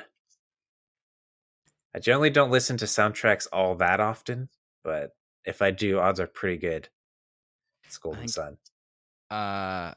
Plock for sure on this one. Plock has an incredible soundtrack. Micah cannot smack on that. I mean, I Uh, can. It's not that good. it is incredible. You are It's absolutely insane. unmemorable. I remember literally none of it. Yeah, well, that's your fault, not the soundtrack's fault. It Yeah, seems like it's it's great. probably the soundtrack's fault. I mean, I've heard it for hours. You'd think I'd remember something. You've heard it for hours. Yeah. When? What are you talking about? When I played it? Yeah. I mean, I've played it for about 30 minutes, maybe 15 minutes. Man, it's so good. That's my comfort food gaming soundtrack. But I tend to gravitate towards like more chill things. So what comes to my mind here is Donkey Kong Country, any music from Donkey Kong Country, as well as a game I have never played, but I am a major enjoyer of the soundtrack, Chrono Trigger. Oh, yeah. That music's just so nostalgic for a thing I've not played. Like I don't know, it's just so good. Yeah, that's I think that's gonna be my answers. And I think lately we've come to this phase where the Wii is kind of this like retro zone. Not really retro, but I have a lot of nostalgia for gaming soundtracks from the Wii. So anything from Wii Sports, the Wii system soundtrack, I the like Me Maker, like all those. Check Me Out channel. That's some classy. That's some classy songs. That's my answers. I have a lot. I feast upon the comfort food that is gaming soundtracks. I listen to a lot of gaming music. Micah doesn't. Micah was like, nah. I just listen to what did you even say? I've already forgotten your answer. It was How dare you? Golden Sun. Golden Golden Sun. Sun, Golden Sun. aka the best soundtrack of any game ever made. Yo, we're getting a raid from All In, our buddies from the All In podcast. We gave you guys a shout out at the beginning, but we'll do it again. All In podcast. Check them out. Great show. Great show. Yo, welcome. Idruby. Good thing they rated after we the bashed on them. No, we did not bash on that. Is that House of Mario I see coming in on that raid? Thanks for coming out here, Drew. Another great show. Next question. Did you ask it, or is it my turn to ask? Your turn. Me turn? But nice try. Mute Dog. There's a bunch of questions here, so we'll alternate these. Mute Dog asks, which one is a better pet and why? A Metroid or a Chain Chomp? I feel like you're gonna say the former, but I feel like Chain Chomp for You me. think a chain chomp's a better pet? Yeah, I do. I think a Metroid's kind of horrifying. I just don't want it to like eat my brain. What do they do exactly? They like jump on top They of you and like absorb your power, yeah, that's horrifying. but they Chain can chomps can't fly. do that. Chain chomps can yeah, yeah, and they can fly. I like everything about that's just not okay for me. Chain These chomps are chained. They are kind of scary, until they're but released. but they also are shown to be trainable as like dogs essentially. So I I mean, think it a spoiler there, a Metroid saves Samus's life. Has the same right. been can the same be said of a chain chomp? Chain chomp saving Samus's life? I don't think so. No, definitely not. It cannot. This was a But good question I gotta because say, I right away, I knew that this was going to be polarizing answers. no, but But is my this actual answer is I think a single Metroid might be a better pet than a chain chomp because chain chomps a lot of the time seem to be very aggressive. But if your Metroid like runs away and makes more of itself, then it's like a whole universal in danger sort of situation. And huh? I feel like so Huh? maybe they're not the best Has pet. that happened before? Stinking Galactic Federation. Y'all are the worst. Yeah, Drew points out in the chat, chain chomps are good boys in Link's Awakening. They are. Like it is literally like a dog that you can have help you do stuff. So I like dogs. So yeah, chain chomp for me. Next question. Mute Dog also asks, in what Zelda game did you like the character of Zelda the best? What do you got for this one? I'm curious what your answer is. Think I probably have to go with Wind Waker, Okay. All followed right. potentially very closely by Breath of the Wild, actually. Okay. I'm going to give similar answer, but I'm probably going to go with Skyward Sword Zelda as my favorite for Zelda the character. Even though like I'd say I was not a fan of her character design, like because she got a kind of hefty redesign for that game. Doesn't really like. I mean, I wouldn't have known it was Zelda without them pointing out this is Zelda. You know, Yeah, just looks different than she did in previous games, where you could like clearly tell, that's Zelda. It's the princess, the princessy dress. But that's because she wasn't a princess, but instead was like the mayor's daughter of something Skyloft. like that. Yeah, I don't actually remember. not a So, princess yet. But her character was just like way involved in the story and had a lot of personality in Skyward Sword. Just a little flirty, which maybe I'm not like crazy about that take, but I don't know. She just was like a really interesting character. But it's a pretty close one for me because Breath of the Wild Zelda, who I feel like they did a really good job with Zelda's character in Breath of the Wild, and I am excited to see more, see how it goes with the sequel. but I'm curious, who do you think is better, Tetra or Sheik? Oh man. I thought you were just gonna say Tetra or Ocarina of Time Zelda, and I forgot. I completely forgot about Sheik as an aspect because if it's Zelda, not not Tetra or Sheik, then I'm like, yeah, Wind Waker Zelda. But Tetra versus Sheik, I probably will go with Sheik. I like Sheik more. But Sheik doesn't actually Maybe do anything to maybe help. controversial. Maybe controversial. Yeah, What do you mean Tetra Sheik all the doesn't way. do anything to help? Good grief. What? Name one thing Sheik does that is helpful. Teaches you all the songs to teleport to the temples. And that's it. That's Here's eight some songs. music. That's 8 songs, brother. That's Here's some 8 times she music. helps. Are you sure And she helps 8 times with playing songs? I don't know if it's 8. I How want to say many it's like temples are 3 there? or something. No, there's more temples than that. There's like 6. 6 temples? Probably. And yeah, I don't know. Yeah, but I mean, Tetra She like needs actually helps you do things. true. Tetra's really cool. How Well, about what's your least favorite Zelda? probably Ocarina of Time. Really? You're just saying that. Yeah, I mean, I'm she's trying to like, think. hey, I'm going to actually create all the problems in this game right now, and that's what she does. Semi true. That's kind of also true in Twilight Princess, but she was sort of forced to in that one. Are you talking when she just surrenders? Yeah, when she Yeah, surrenders, which caused everything to go to Twilight. But I mean, what else I was can't she really going to blame. do? Yeah, Yeah. we can't really blame that too much. These got giant mutant monsters, and I don't think we can fight these guys. Yeah.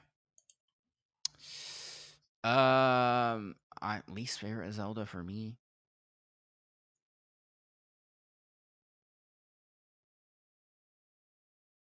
I don't know.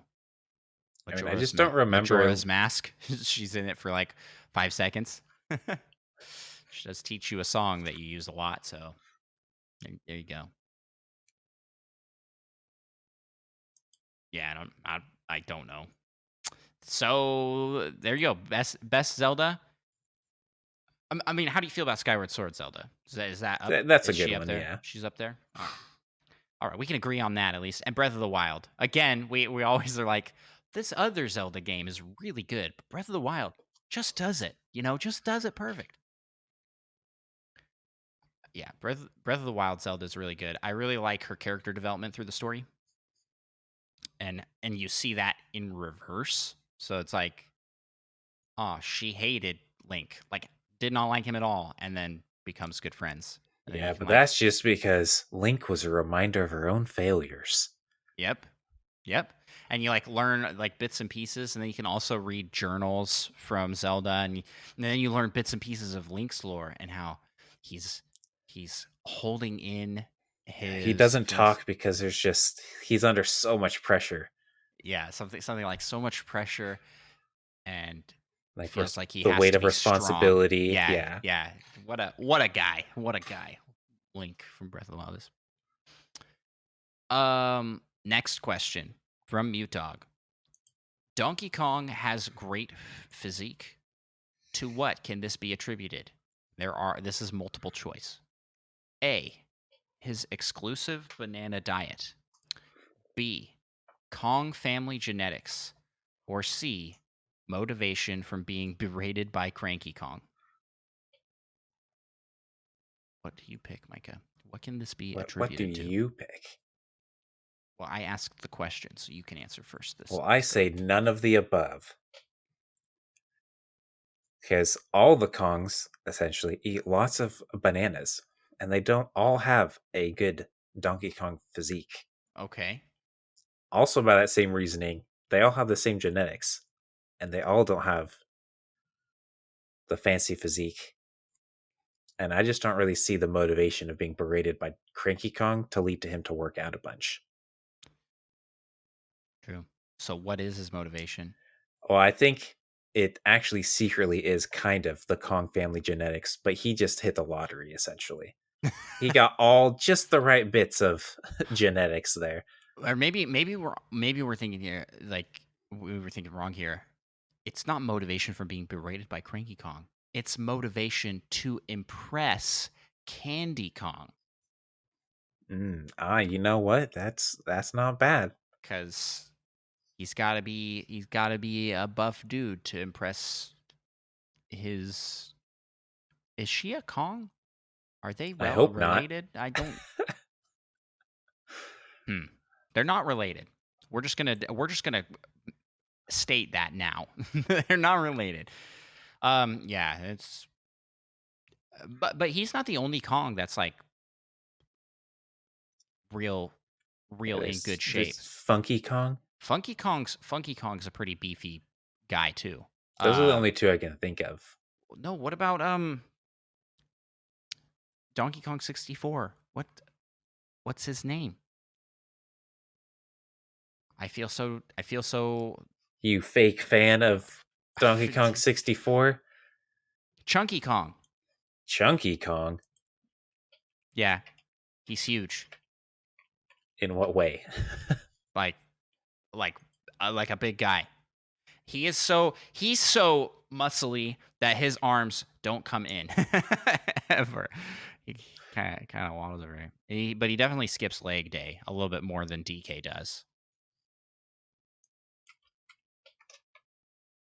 I'm now noticing that just like everybody has huge arms. Kiddy Kong also has big arms.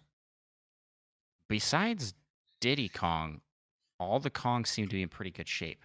And Cranky Kong, we know, is canonically original Donkey Kong from Donkey Kong, the arcade game, just many years later, you know?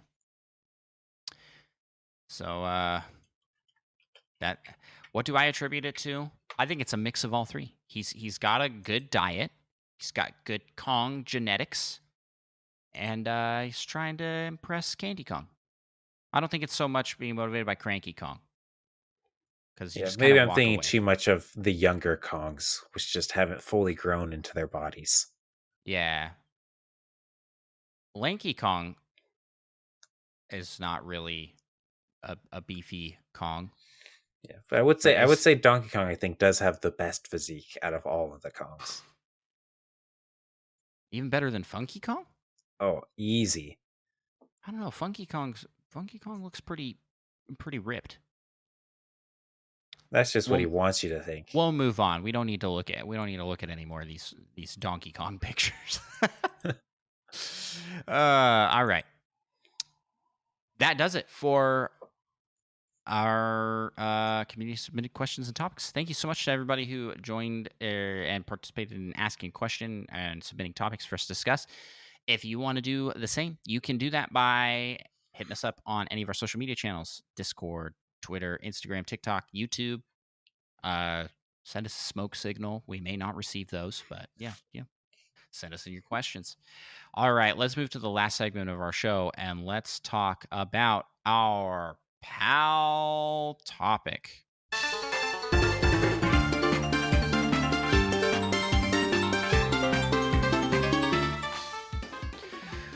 Today, we've got an interesting game. We have two wheels, one with a list of Nintendo IPs, and the other with a list of sports. We're going to spin those wheels and match and describe how a game would be, or imagine how a game would be. Oh, stop playing the music over and over again. Why does that do that? Oh, Started recently.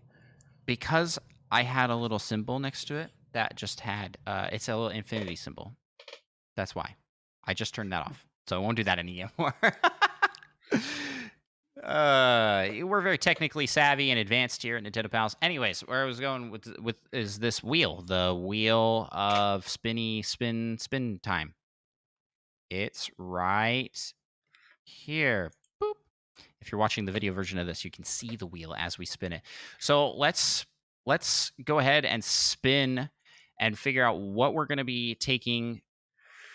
We're going to be taking an IP. So first we're getting Kirby. What sport will we get for Kirby?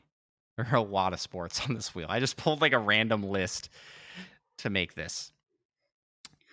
A Kirby game where Kirby goes snowboarding. This is just Kirby's Air Ride 2, right? Like, Oh yeah. why? Wait, why is there not like a Nintendo snowboarding game? Why is that not a thing? Because snowboarding games aren't that good. Get out! What? No. Have you even played a snowboarding game? I have indeed. Oh well. Snowboard Name a kids. good snowboarding game. Seth just named one in chat. Snowboard kids, 1080 snowboarding. I played one on the Wii that was like I don't remember what it's called. Did you play it more than 3 hours? Yes. Shaun White snowboarding. That's what I it feel was like called. I've played a few snowboarding games, but I don't know if I've played any SX snowboarding game more than five SSX3 hours. tricky. See, it sounds like y'all are just making up names at this point. Have you played Super Snowboard DX5? Relatively confident I have not. Yeah, well, clearly you're not playing the right games. So a Kirby snowboarding game. I mean, I just picture this being very similar to what we just got with Kirby's Dream Buffet, Yeah, for real though. but it's just on snowboards instead. And Um, I mean, potentially with some copy abilities thrown in. I yeah, mean, kind of like Dream Buffet has, but I think if it was snowboarding, you would see them in the wild and have to copy their abilities that way instead of just like randomized boxes. yeah. I would also like to put in the is it just called city mode from Kirby's Air Ride, where you go Oh yeah, around and you collect power ups and things for a final race? That would be very cool for a snowboarding game. Um, oh, another game that I played a lot of was but not we ski and snowboard, which was like uh, a it's not a I'll admit it's not a fantastic game, but for its time and for where I how old I was at the time playing it, I liked it a lot. You basically are on a resort and you can go up to different points of the mountain and snowboard down. There are missions that you can do at each of the different courses, or you could just go all the way up to the top and ride all the way to the bottom, taking different courses and tracks, and there's a lot of variety. It's just like a big it's like, hey, I want to go on a skiing vacation. And there's even like this aspect of it where you are making a photo booth. This fly will not leave me alone. All episode. Um where you're making like a photo album, and so you go to different locations and then you make your me, because you can play with your me's. Maybe that's why I like this game so much. You play with your me's and take pictures at different photo ops. And that, just with the Kirby theme, heck yeah, sign me up. Little Waddle Dees all skiing down a mountain, and the mountain's made of cake. you know, there are a like lot of I strawberries on this mountain. yeah, I don't know, like that. Like there's just a lot you could do with this. This just sounds like a really cool game, a good idea. I don't think this would be like a full price thing. I think this is like maximum $30. You know, like a side title, like Kirby is wont to do. Kirby's not really lacking inside titles. You got like the Kirby Fighter games. They had the Kirby Roy Clash Deluxe. Just think there's like all there's like a pinball game. There's Kirby has done quite a bit, except for snowboarding. He hasn't done snowboarding. Also, did you know Masahiro Sakurai worked on Kirby's Air Ride? I learned that in the videos. I didn't know that he worked on that one specifically. But I it mean, I explains why I that's one like of it those so things where much. even if I did know, I wouldn't remember I knew. Explains why I like it so much and why there's so much of it in Smash Bros. They've thrown a lot of that stuff.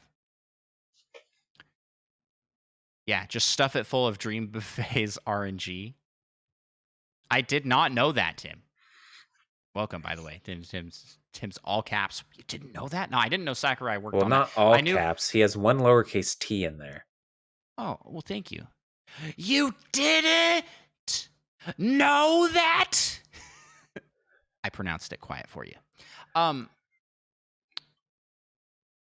what what was I talking about here? I knew he worked on Kirby games, but I thought he had left the series by the point Air Ride came into existence. That was where I was like, oh. Anyways, so this game's not hard to picture at all, and it should be made. Kirby snowboarding. What would it be called though? Well, if Kirby's Dream Buffet is anything to go by, it might just be called Kirby's Snowboarding. Yeah, yeah. They tend to put Kirby in all the title. It's just Kirby Well, snowboarding. Very lame name. is Very lame there name. a Mario game that does not have Mario in the title? It's true, actually. Brand recognition. All right, let's go with the next one here. What IP will we be talking about next? Oh, the wheel is spinning. Oh boy. Yoshi. Let's go. Oh, heck yeah. Okay. A Yoshi game that's all about this sport. It's rugby. All right.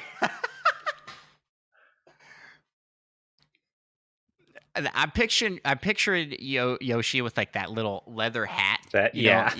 Like you just picture, you can see it right away, and him holding an egg and with his arm out. The Like classic Heisman Trophy yep, pose. yeah, you know exactly what.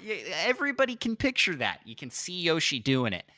Um, I'm honestly surprised there isn't a Nintendo like football game or rugby. It could be rugby.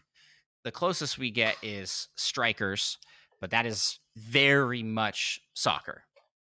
Like as much as everybody uses their hands a lot in the game, it's not like a tackle based game. I mean, tackling's a pretty big mechanic in that game, though. Yeah, but it's not like rugby. Well, I really can't say, but like rugby football have like tackles, and that like pauses the game, and then you move to the next turn. Essentially, it's like turn-based soccer. What a bad description How of I like if everyone American in the football. world heard you say that, how many people would be offended, do you think? I don't. I think like everyone that plays soccer and everyone that plays football would be offended, but I don't care because I don't sport, y'all. Unless you put Yoshi in it, and then I'll sport anytime. And Yeah, I I play. feel like if it was just Yoshi playing rugby, I think it'd be a little less uh strikers like with like items and things. I think it'd be more like legit rugby. A Okay, little less crazy, I guess. okay. So But I mean, it's it'd just still like have a little bit of Yoshi abilities. You gotta it's just throw a in that full he on can simulator. hit people with his tongue at some point. I'm down with this. I'm down with this. Um, yeah, I don't know if Yoshi really even like if Yoshi's gonna be. I don't think Yoshi is gonna get his own standalone sports title. So like he'll just be a character in a Mario sports title. That's my take. But yeah, I can picture this. I can picture the costuming and like what this game will play like. I mean, let's just make NFL Blitz 2000, and it Yeah, will be do called that but with like Yoshis, it'd be incredible. it'll be called something like Yoshi's Egg Sport. Nailed bad it. at bad at titles. Yoshi's Egg Sport. I Yeah, like it. Yoshi's Egg Sport. There you go. Let's just move on. That's a bad name. All right. Next up, we're going to be talking about Fire Emblem. All right. Not something I would think would lean itself well A sport. to a sport, but maybe we'll see here. Fire Emblem Ice Hockey. Oh, that's not bad. Although I do got to give a little shout out to All In podcast saying Yoshi's Rolling Rugby. I feel like Oh that could be yeah. pretty good, especially because there'd have to be some sort of egg rolling ability added in. Right. Right. Although I don't know if it's quite as good as Yoshi's Egg Sport. So Yes. So ice hockey with Fire Emblem characters. I think this is essentially like the best of. It's the Fire Emblem Heroes roster.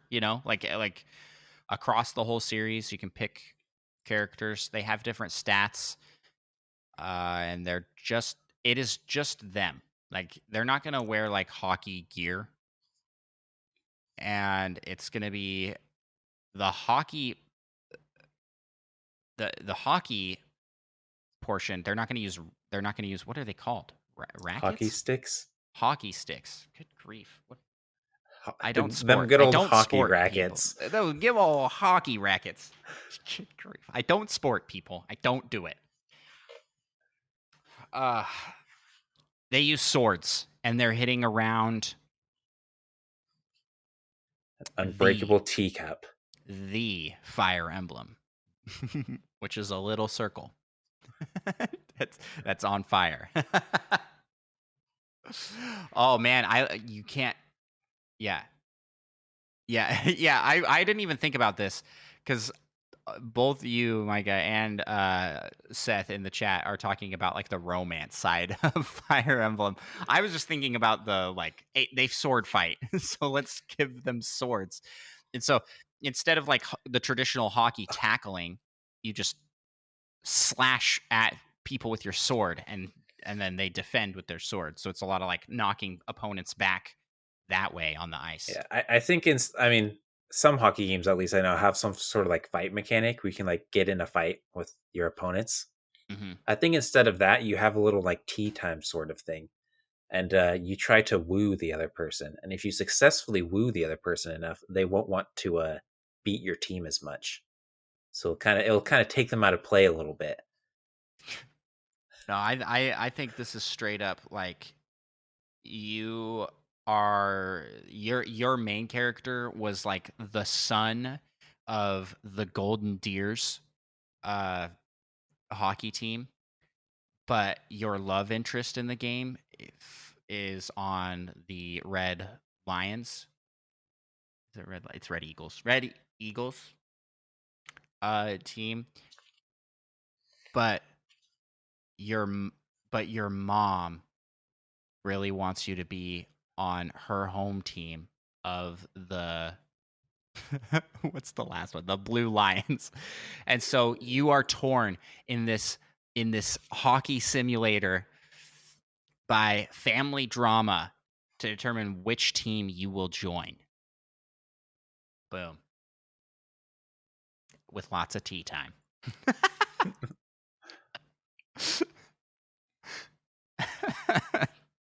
My Chicago Blackhawks could just transfer straight over. I'm sure they could. It sounds like a Fire Emblem house. It's the Blackhawks. Everybody run. Yeah. I just want Ike to be playable. That's all I care about. Because you know what? He plays hockey for his friends. Yep. Prepare yourself. All right, let's move on to the next one here. We'll do maybe a couple more of these. What are we getting next on the wheel of random IPs? Oh, it's the Legend of Zelda. It is on the line, y'all. It looks like it's on both. The Legend of Zelda, followed by what sort of shenanigans are Link and the gang gonna get up to in the sporting world? Man, I want ping pong.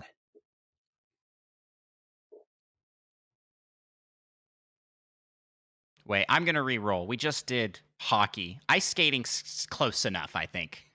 They both People are involve gonna be, ice and skates. yeah, people are gonna be offended by that, but I don't care. Essentially, they're the exact same sport. Yeah, the same sport.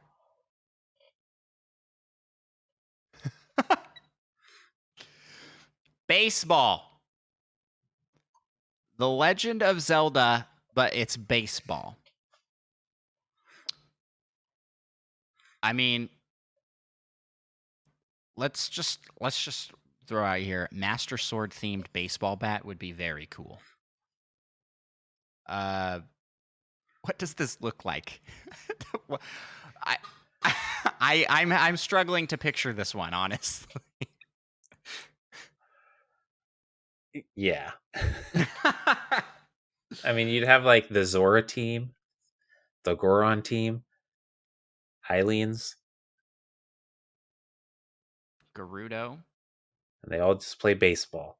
They all have like a champion that's like Yeah, that leads the their Rito lead as player. well. Um and let's see. I think that this has to be more in lore. Octorox's pitchers. Man, you guys are coming up with better ideas than that. Octorox's pitchers. That makes a lot of sense. A good idea. Uh, I think that this has to be kind of in lore. They're not. This isn't going to look like modern baseball. This is going to be called something else. And but be the exact same rules, just kind of more Zelda-y. You know. Yeah. I don't think this is like Sluggers, Mario Sluggers. I think this is like what would they call it? Uh, Depends on what they use as the ball. what would they use as the ball? That's a good one. There, a good question. Link's bomb ball. They use bombs. They'd use bombs. That seems like a not good idea. I'm thinking of orbs that are used. Wait, what are the orbs in Breath of the Wild? Spirit orbs? Spirit I orbs, don't yeah. really think you can Spirit hit orb those around. ball. Korok seeds. It's Koroks. It's very Korok based. Koroks would be like all the umps and whatnot. Yeah. No, Hetsu would be a catcher. 100%. No, Hetsu would be the ump. And then there'd be a little Korok catcher. And he uses a big mitt that's like a leaf. I think But the generally the Octoroks. catchers are a part of the individual teams. Yes. So you just always it'd be like Boom Boom, you know, he's on every team, even though he doesn't That's like fair. yeah, Yeah. sure. Like that. With the Octorok pitcher and the Korok catcher with Hetsu as the umpire. You Every just see him with team his is little just maracas like legally obligated to have one Octorok on the team and one Korok. we won't question how that works exactly. Just like we don't question how there are two Boom Booms and they work for everybody, not just Bowser. Yeah, sure, whatever. Um, yeah, and oh yeah, and this would for sure have a story mode, and you have to play the mechanics of like batting things, like maybe there's this boss battle in not Strikers, but the golf one. Mario Golf. Golf Battle League. It's called Battle League. Was that the subtitle? I don't remember already. But I played it a lot. Mario Golf, where you go around to different locations. You're like running and dodging attacks from a big bird, and you hit golf balls at the big bird. A big bird or the big bird? Not the big bird. not Sesame Street's big bird. So something like that, but with like a Zelda dragon, and then like the final boss is you play a game of whatever this game is, Korok Ball. What are we? Deku Ball. Well, yeah, I like that. That's better. That's yeah. Link's Deku Ball training. The Legend of Zelda Deku Ball. That's the subtitle. Super Rush. Thank you, Seth. Good grief. Why am I struggling so much to remember like simple things tonight? Anyways, so Super Rush it had a really cool like story mode and boss. Like I feel like this would have that. Deku Ball would have that. And the final fight is against a team of Ganondorfs from across time and space. So it is comprised of Wind Waker Ganon, Twilight Princess Ganon, Ocarina of Time Ganon, Breath of the Wild. What are they? Ganon. Ganon. Blights. Breath of the Wild Blights. Good grief. Oh yeah, the I'm Blight struggling. Ganons, yeah. Yeah. Or Ganon Blights. And so they like make up the whole team. They make up like the whole team, and you have to fight them from across time and space in order to stop some crazy thing from happening. There you go. There's just like the roster that you could have, you know, King Bosphorus Rohowabamba of Hyrule, or whatever that other king, Daphne's, uh, Wind Waker's king. Yeah, I mean, there's a lot you can pick from. This ended up being a cooler sounding game than I originally thought it would be. Deku Ball. Let's make it happen, Nintendo. Okay, let's do one more, and then we'll wrap it up.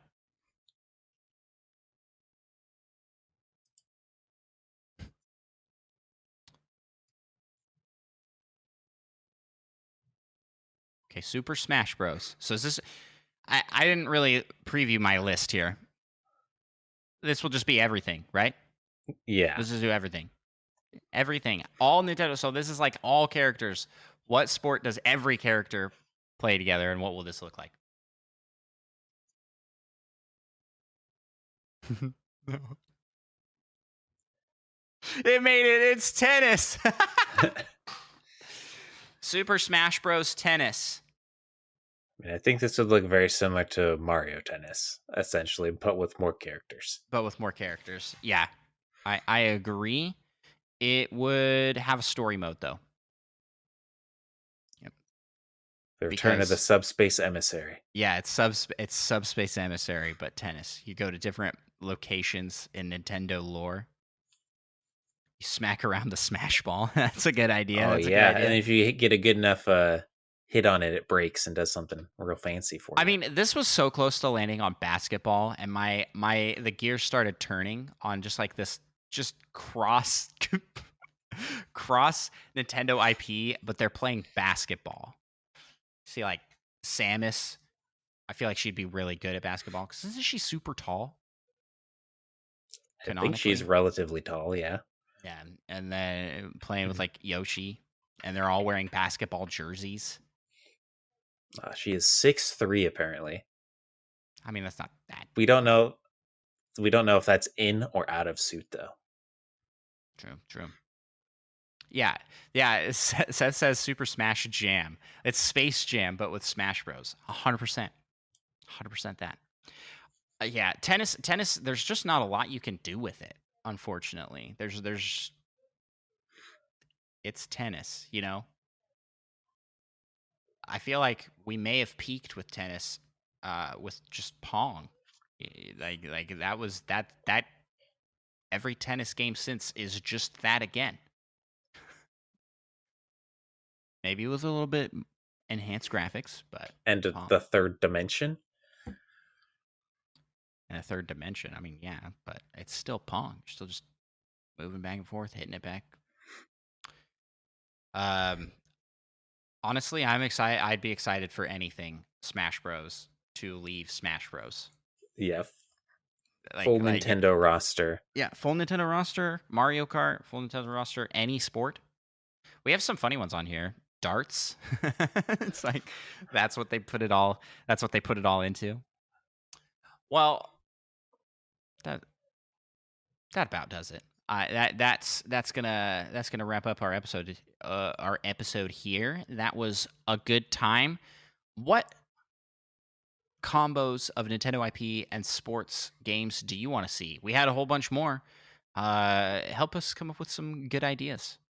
Do you want to see Smash Jam or Yoshi's Rolling Rugby, or Yoshi Egg Sport, or Deku Nut Ball? We'll need to work on the name. Deku Nut is the name of the sport. Be like, but Deku Nut is also the name of a Deku Nut. Oh no, Deku Ball. That was Ball. Okay, yeah. Deku Ball. Yeah, that's what it's gonna be. But Micah, where can people find us? On the internet. That's right. You can find us on the internet on Twitter, Twitch, YouTube, Instagram, Discord, and more.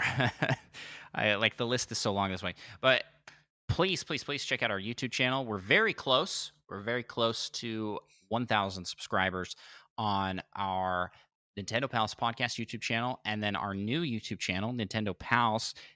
It has been growing steadily, and we would love to see that one take off. We put a lot of work into the videos that go on that channel, like a ton. You guys have no idea how much work goes in behind the scenes to making those videos happen. So please, please, please check those out. And if you haven't already, give us a sub on those.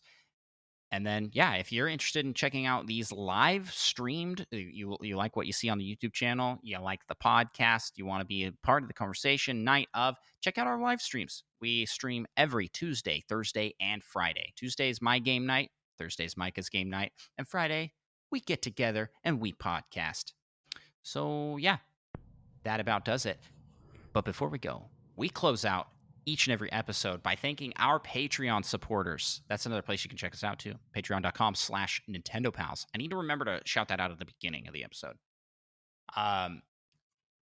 Anybody that supports us on Patreon gets a shout out in the Patreon Poke Rap. That is what we call it. The Patreon Poke Rap, where we rap all of our Patreon supporters, except for the latest edition, who is DatFast. We have not added your name yet still. We will add it. But listen, y'all, we need more names. We need to fill a verse. DatFast can't be in that verse by himself. Can't single DatFast out like that. So please support us over on Patreon and get yourself into the Patreon shout out. So let's fire that up right now. Let's not fire that up right now because I have it muted. Hold on. Let's fire that up right now. We gotta rap some Patreon. You just do the singing. I'll take care of the hard part. Let's get it on. We want to be the best that ever was. And shout out our pals over on Patreon. OD Riz or Retro Roger Dan. You done the game or Slim or Spider Shane. Solo something, Brian Egg. Little Miss Seven and Cosmic. Catch 'em, gotta catch 'em all. Gotta catch 'em all. Patreon. Kane Cantina, Third Strongest More, Tim the Nintendo Dad, and Seth Sturge with Patreon pals at every tier. Join up now, get your name in here. Gotta catch 'em all. Gotta catch 'em all. Yeah. Gotta catch 'em all. Gotta catch 'em all. Yeah. Gotta catch 'em all. Patreon. Let's get 150 or more. Yeah, please be a Patreon. Though that is your destiny. Thank y'all so much for listening, and we will talk to y'all next week. Bye-bye.